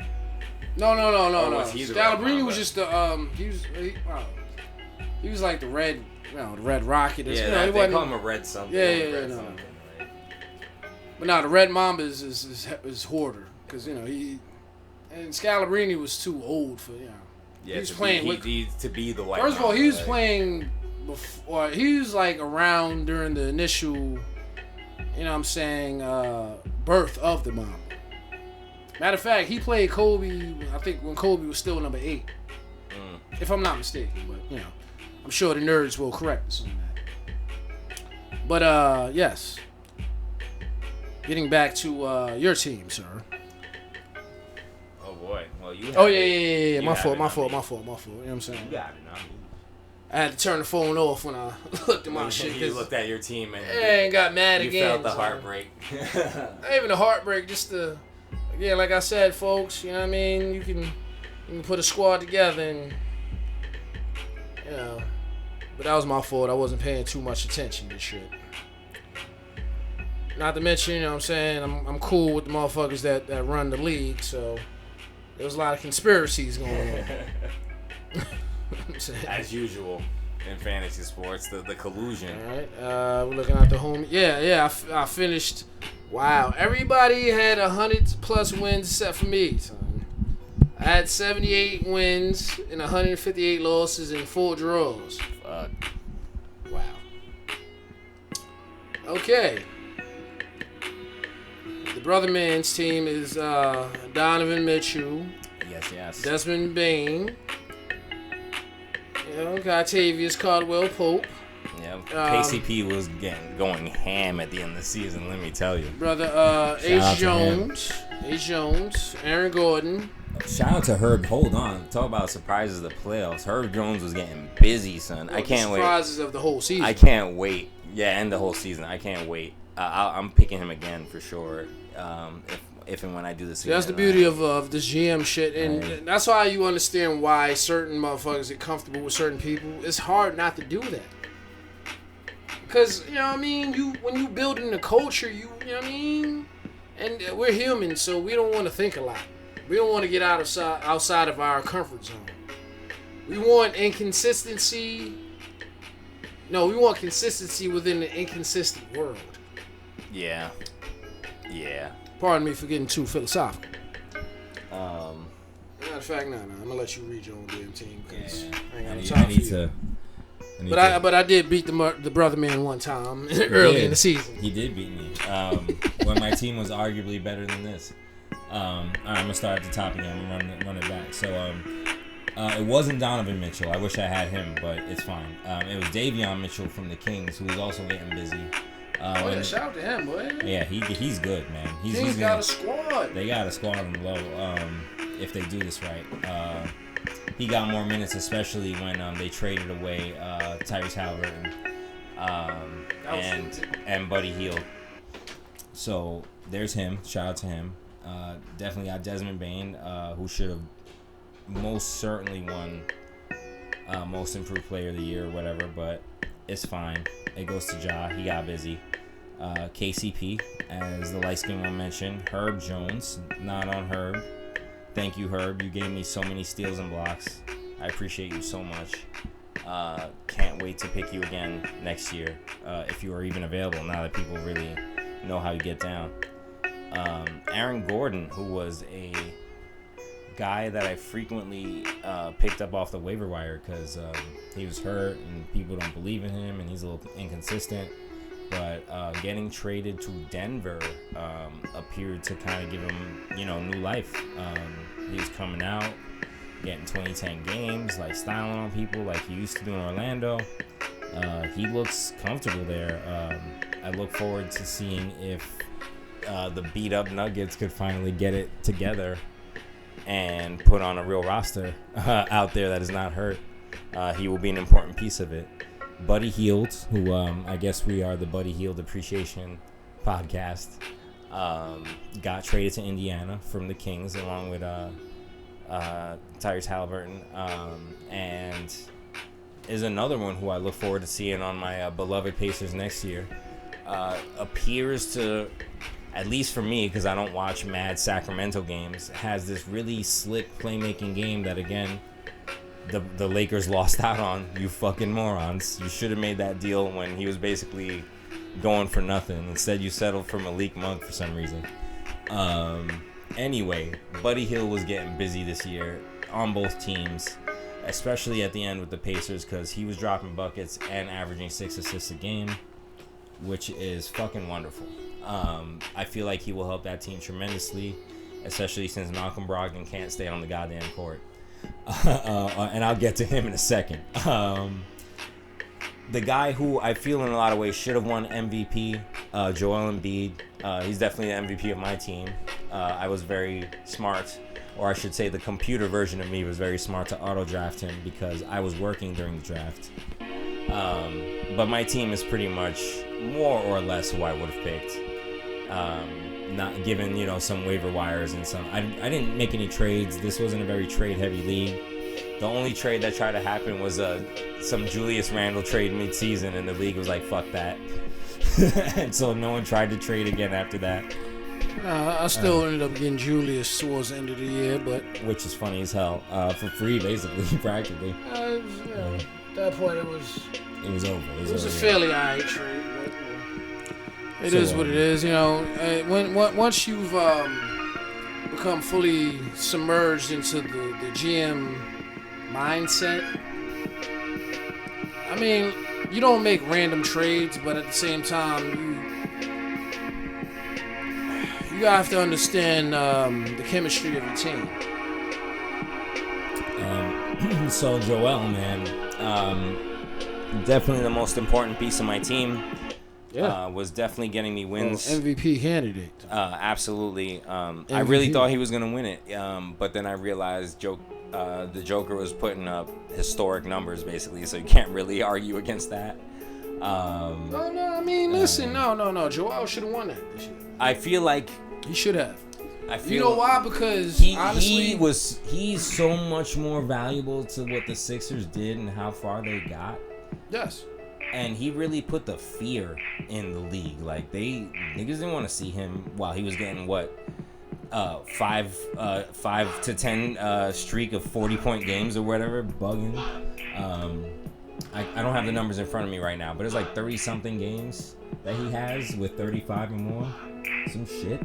Some ridiculous numbers. It's not that much, but it was a nice streak. He was damn near averaging 30. No. He was wilding. With both of them, because look, all right, yeah, Joker was averaging 35, 16, and 5 for I don't know how many games, 10 straight games. Embiid for a while was averaging 30, 12, and maybe 2 or 3 blocks a game for close to like you said, 10 to 15. Yeah, his last game of the season, which is right here on thing, is 44-17, 3 assists, 5 blocks. 1 steal. That was a game they needed. That was a game they needed for seeding. This nigga was wilding. So I thought he was going to win it personally because he means so much more to the Sixers. And I can't believe I'm saying this about the MVP because Jokic is crucial to their success. But he is. But look, for me, the MVP means and Joel took players that for me. The MVP means way more than what's happening on the court. Because, look, if all we're doing is voting, the MVP based upon the court, then that's easy. Joel Embiid had to deal with a lot of bullshit since the day that he got drafted. Yeah. No, the process. He is the process. And within the last 2 years, he had to deal with the Ben Simmons shit, the Markelle Fultz shit. He had to deal with all types of shit, bro. That shit. This dude has been the runner-up for... Injuries after injuries after injuries. He's been the runner-up for MVP for the last 2 years. Joker didn't deserve it this year, man. Yeah. Last year, maybe, but this year, no. Last year, the only reason the Joker got it was because Embiid was injured. This year, Joker should not have gotten it. At all. Because if I'm not mistaken, Embiid got the scoring title, son. Because it was between him and Braun for them last couple of games. Yeah, so it would have to be him. Look. All right. Westbrook, he got the MVP when he brought his team to fourth seed? Either fourth. It might have been 4th or 6th. I forget, but either way, Joel had his team for the last couple of years. They've been at least a top 4 seed. They're a threat. And it's just people keep sleeping on them, I myself included, because they don't have depth really. They fixed that problem somewhat. Yeah. But look, who's the best big man in the game? And they've developed him. Answer that question. It's him. Okay. Exactly. And I hate when he's on the floor and when he chooses to be that. And I really hate to take it away from Jokic because he's so fucking good. He is, but truth be told, he's not a traditional big man. Nah, it's like I just said. He's a point center. I said it a little while ago. Embiid put the fear in people, like in a way. No, because when you see Embiid, you see a new version of the dream, son. But he doesn't really realize that. Son. He wants to have the lure of that, but he doesn't understand what it takes to. He doesn't have that dream pain. He hasn't realized the nightmare that the dream had before he was really the dream. Yeah. Well, you know what? Well, it might be now. Like, I'm about to say that because now he kind of is going through all that bullshit that the dream had to go through back in the day with Philly, and it's fucked up because historically Philly is a better franchise, but they should be. Boy brought me a lot of victories. All I gotta say. Shout out to him. Thank you, Joel. I appreciate you. I may even draft you first thing in next season because you were just cooking. Oh yeah, definitely a second round. You are well, listen again, folks. We probably brought this up in whatever cast that was, but this is one of the illest fantasy drafts ever because mad motherfuckers were injured. So, you know what I'm saying? There was a lot of playing around. One of my mans, he definitely scooped up Ben Simmons trying to hold on to him, seeing what's up. Trying to be cute. There was a lot of that. No. A lot of scooping. Yo, honestly, I would have done that, but I couldn't do that during the original draft because I'm like, boy, I need to start off in the right way. And you know what? This time I overthought the shit. I should have just did what I did the last time, which was, well, honestly, I probably wouldn't have been able to do it because my first fantasy draft in regards to basketball, as I told y'all, I had Giannis first round, I had Luka second round. That's because niggas was sleeping on Luka. I don't know if I'd have been able to do that. I may have been able to finesse something, but who knows? But I probably still should have went with Giannis originally and then build off of that. But you know. Yeah. So. Aside from Joel, after him, mentioned him before, Nikola Vucevic, one of my favorite players. Yes. For many years now. Definitely drafted him myself at work when I could.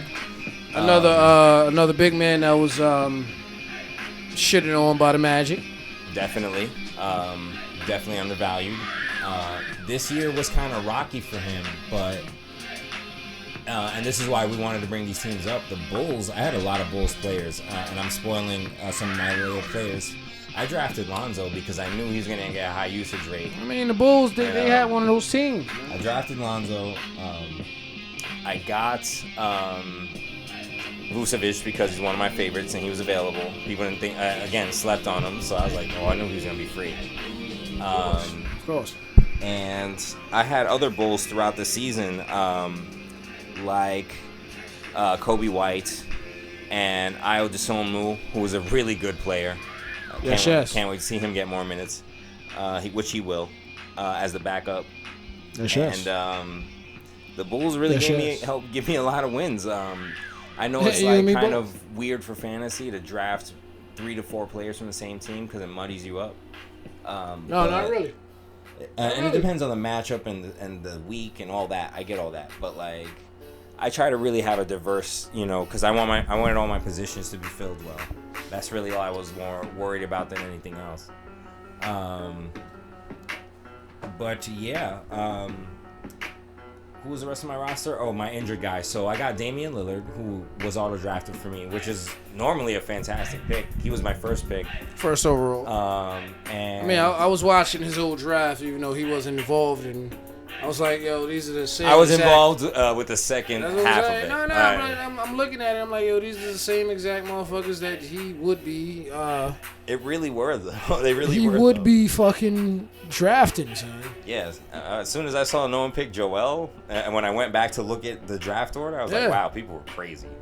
No, but again, it made sense just because it was. I made out like a bandit. There was so many injuries, man. Yeah. So many.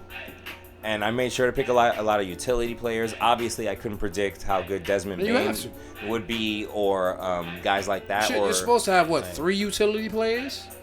well, quote unquote, you could put utility players, but you know, you're supposed to have like three utilities. And who are versatile. I had Alec Burke on my team, for example, because he could play multiple positions. He gets busy sometimes.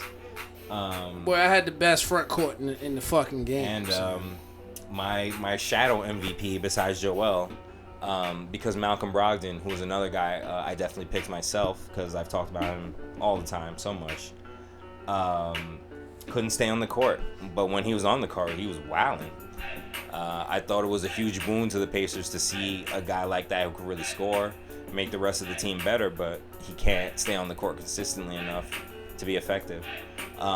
What's good about that, I guess, to slide in my little Pacer talk real quick, Chris Duarte, who they drafted last year, he's a rookie? I believe he's a rookie. He gets busy. Like, he was getting like a lot of 17-point games, decent playmaker, like looking good out there, especially with when they got Tyrese Halliburton and Buddy Hield. Like, a lot of these guys play well together. It looked like a whole different team.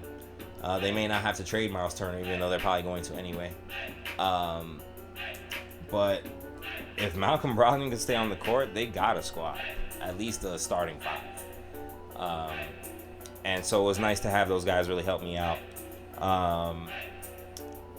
And my shadow MVP that I was going to mention is, of course, Shai Gilgeous-Alexander. I knew he was going to be good. I've been watching him for a while. The Clippers were fools to trade that man away. They had no choice. I know. I get it. I got why they did it. It was just, man. Now, look, would I have made that trade? Good. No. I knew he was going to be good. I know why they did it, but, man. I Oklahoma definitely made out on that one. This guy was cooking. Like, nights with him and Joel were like a dream because it was just like 30 and 35 together on the stat line. He was getting like triple doubles, a lot of 8-assist games. Like, he's good, man. He's super good. And he ain't gonna stay in OKC. I don't know. It's hard to say. He should not. It's hard to say because they got a decent young boy squad, and you got Josh Giddey and like good players like that. No, they do, but no. But I think he's destined for greatness. It's not even about so like good. If I was really like assured that they I'm not comfortable with OKC as a franchise. Yeah, it's a little that's wobbly. what it comes down to. It's a little wobbly. They don't.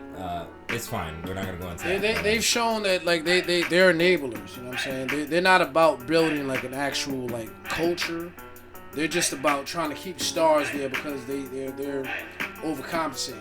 And you know what I'm saying? They're acting like a boyfriend or a girlfriend that knows they can't do better. Yeah, desperate for talent. Look at who they had before.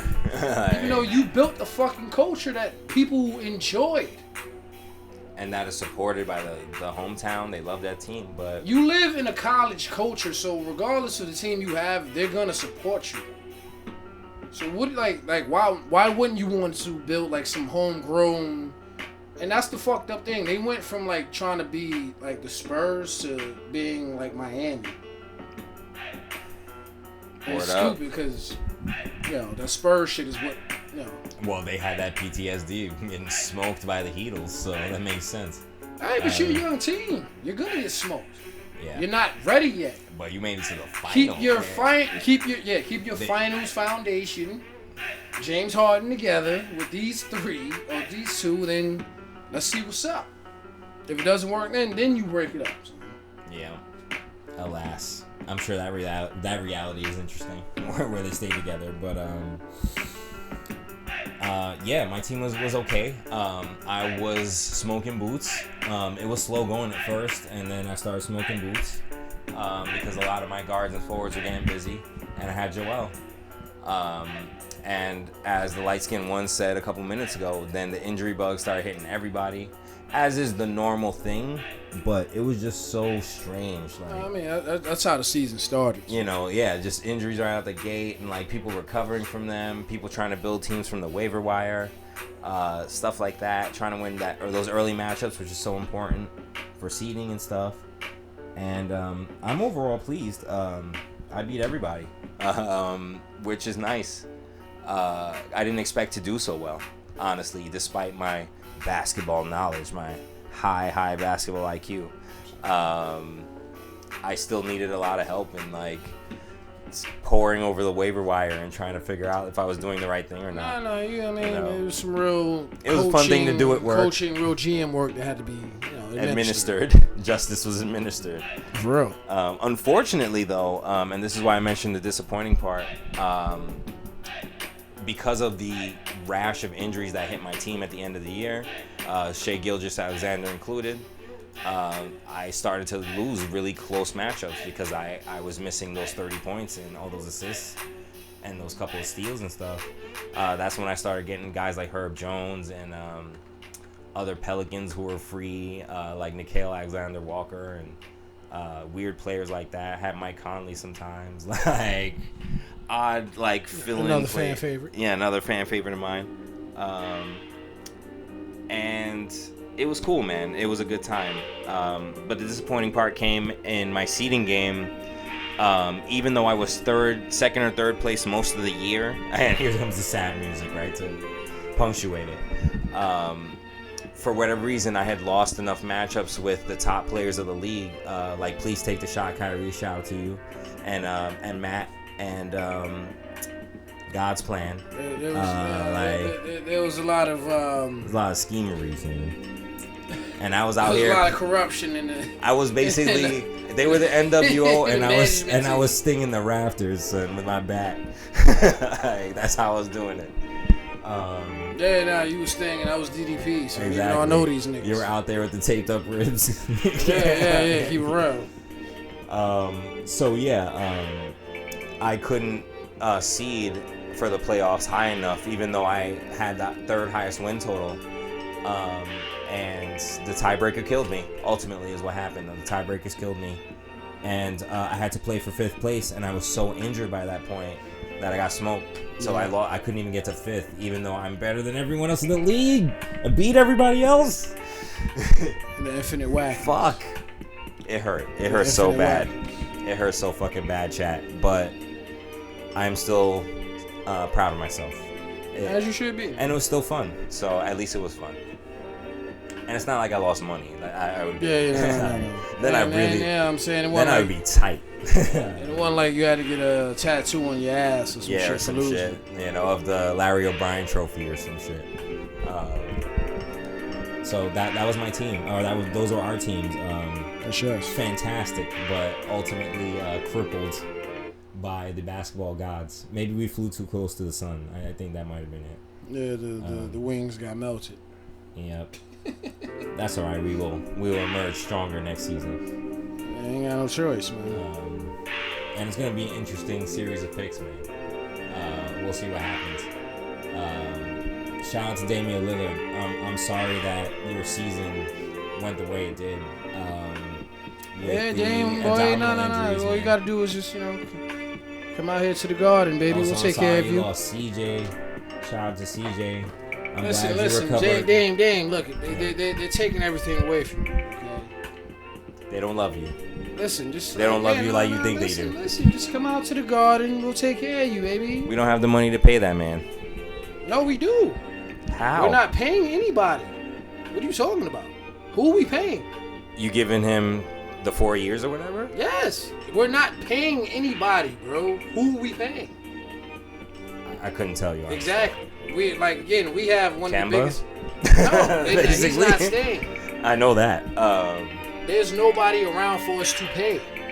The problem would be we would have to trade for him. Well, that's what I was gonna say. So, I know we talked about this off camera, Mike. What's the deal? This is without going to the trade machine, folks. I'm not doing that right now. Like, you wave a magic wand. Like, what deal? Oh, trade for me? Yeah, like, how do you make that happen? Within reason. I'm sending definitely Julius.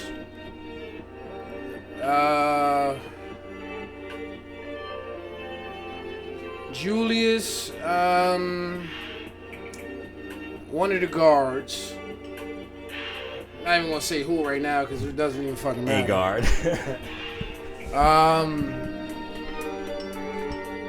I'm sending a package of Julius and like 2 or 3 other dudes, but I'm keeping RJ and I'm keeping Obi. Son. And picks, I like that. No.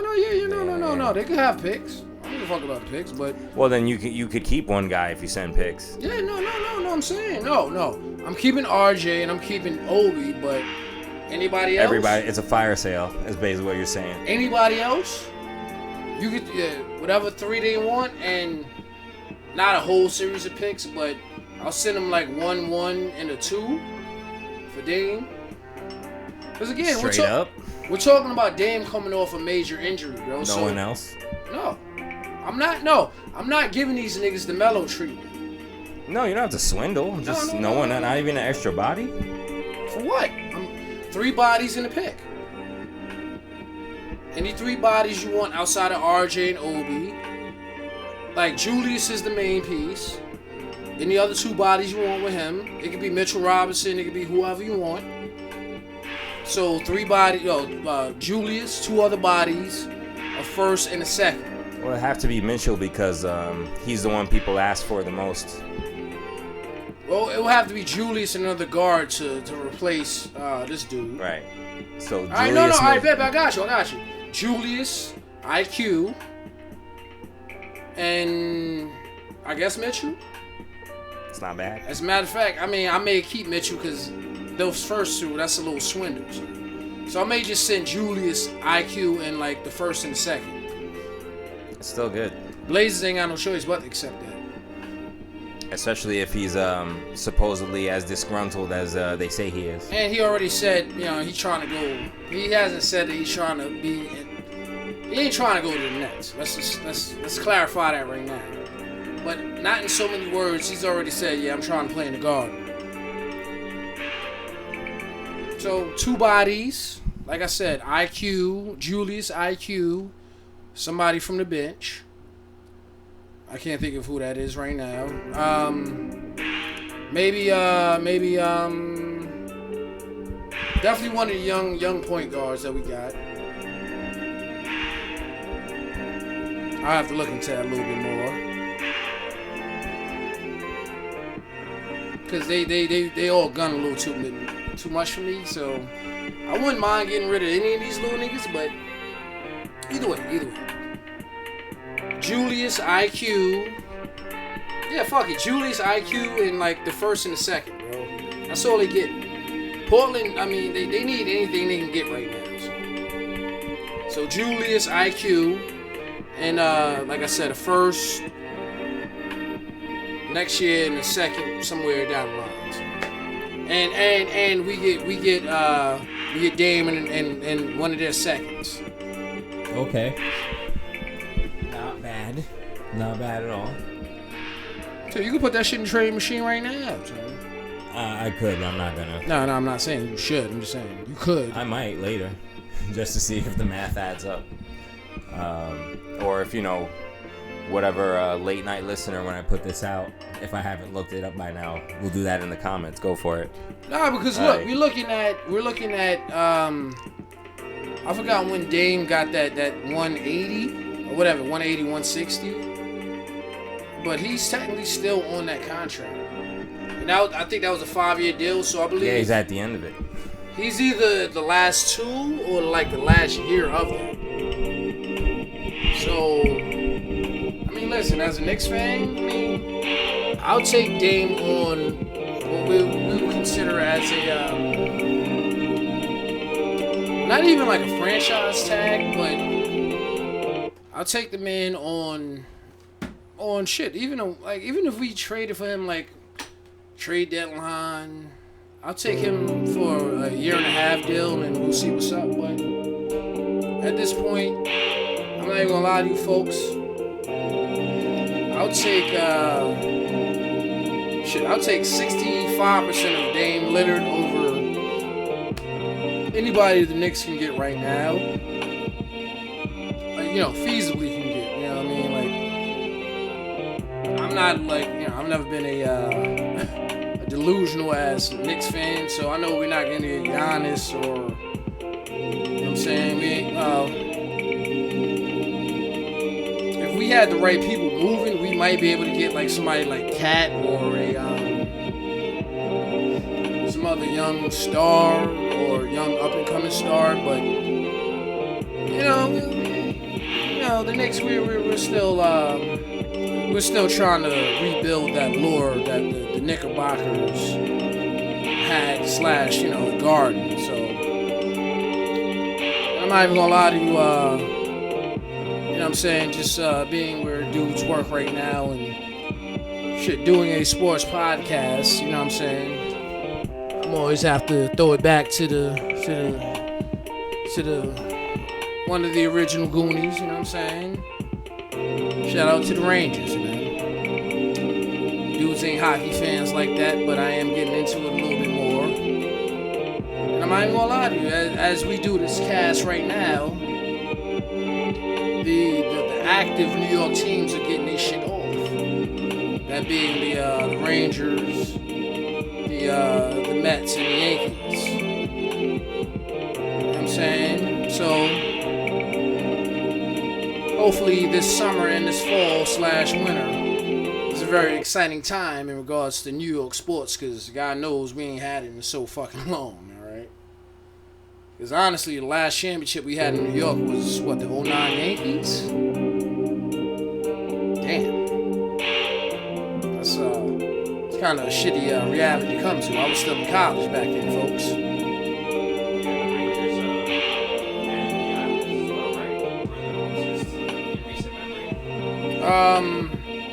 Well, no, the Islanders they would play like they. All right, because the Rangers, they made their last finals in 2014, and even that was like ill, because that was another LA New York finals, and Lord knows we don't get too many of those. Hopefully we do in certain later years, but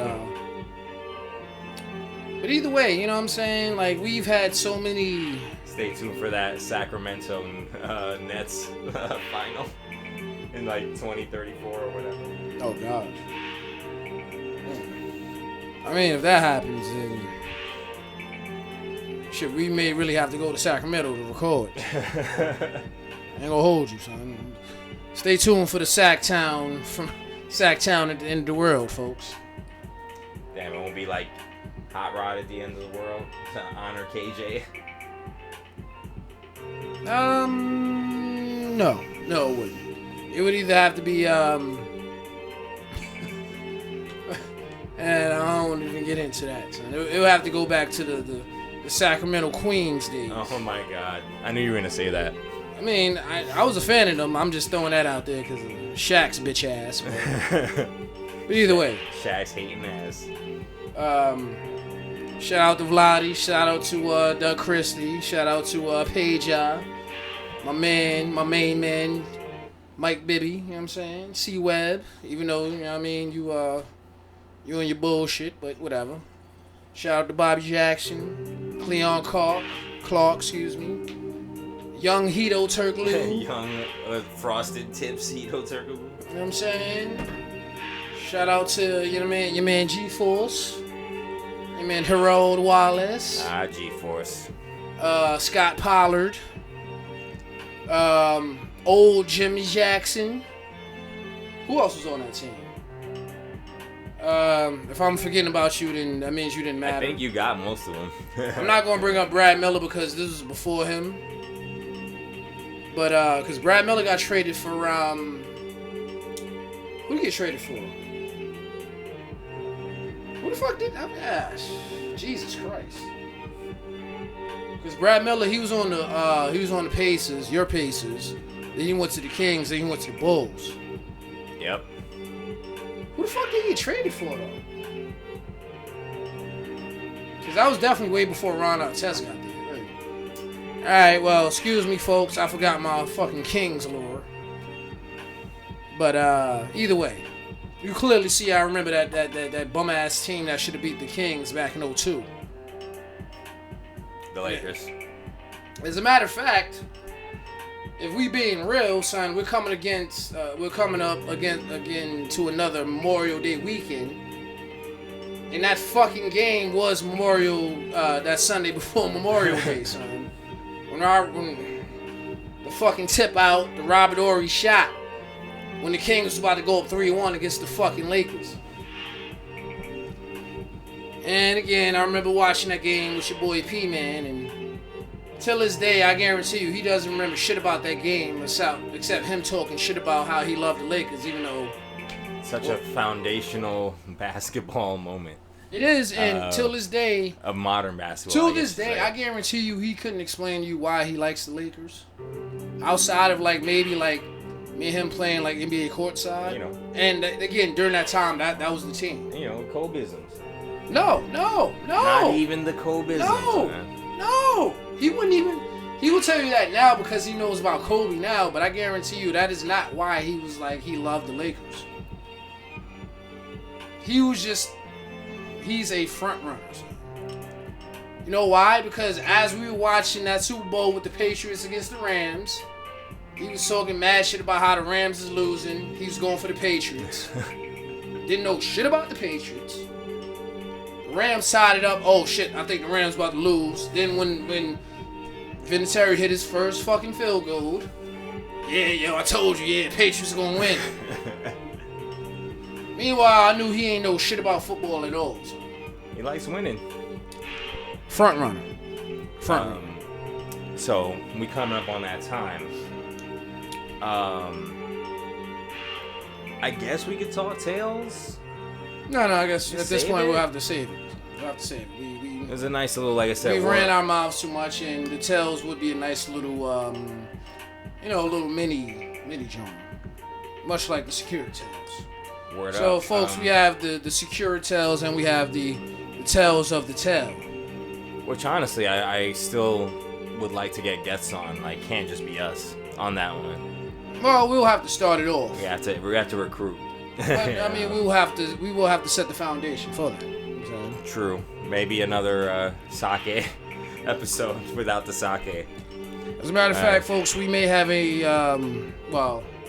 our original party cast is part of the Lost Tapes, but we may have a new party cast ready for you in a couple of days. Yeah, we'll see. We'll see how it goes. Any parting shots on anything? I mean, my only parting shot is the one I have in my hand. So all I'll say is, take care. I was kind of thinking about giving the old Kenny Omega fucking send-off, but I'm not that much of a fucking mark, and I can't remember it, so all I'll say is peace, love, and happy grease, baby, as I take this shot. That's pretty good. Shit. Where can they find us? Bandit _Light7 on the gram. Did I nail that? You did. It's beautiful. Yes. There goes. See that rust, that ring rust is coming off there. Or you can find me somewhere near the Hell in a Cell match in the center of Bed-Stuy. True indeed. You know what I'm saying? You can find me somewhere working. Tending to the hordes as I often do, but when I'm not doing that, I be looking up cat memes on Shining Brizard on Twitter @Shining Brizard. We're the Perfect Flex Podcast on there. I don't change my name really for anything. Shout out to my profile picture of Black Steve. Code Monkeys Forever. Shout out to the algorithm for not fucking with us no more. But we've already taken a red pill, so we already know how to fuck with the algorithm. That new Matrix was kind of whack, but we'll see how things go.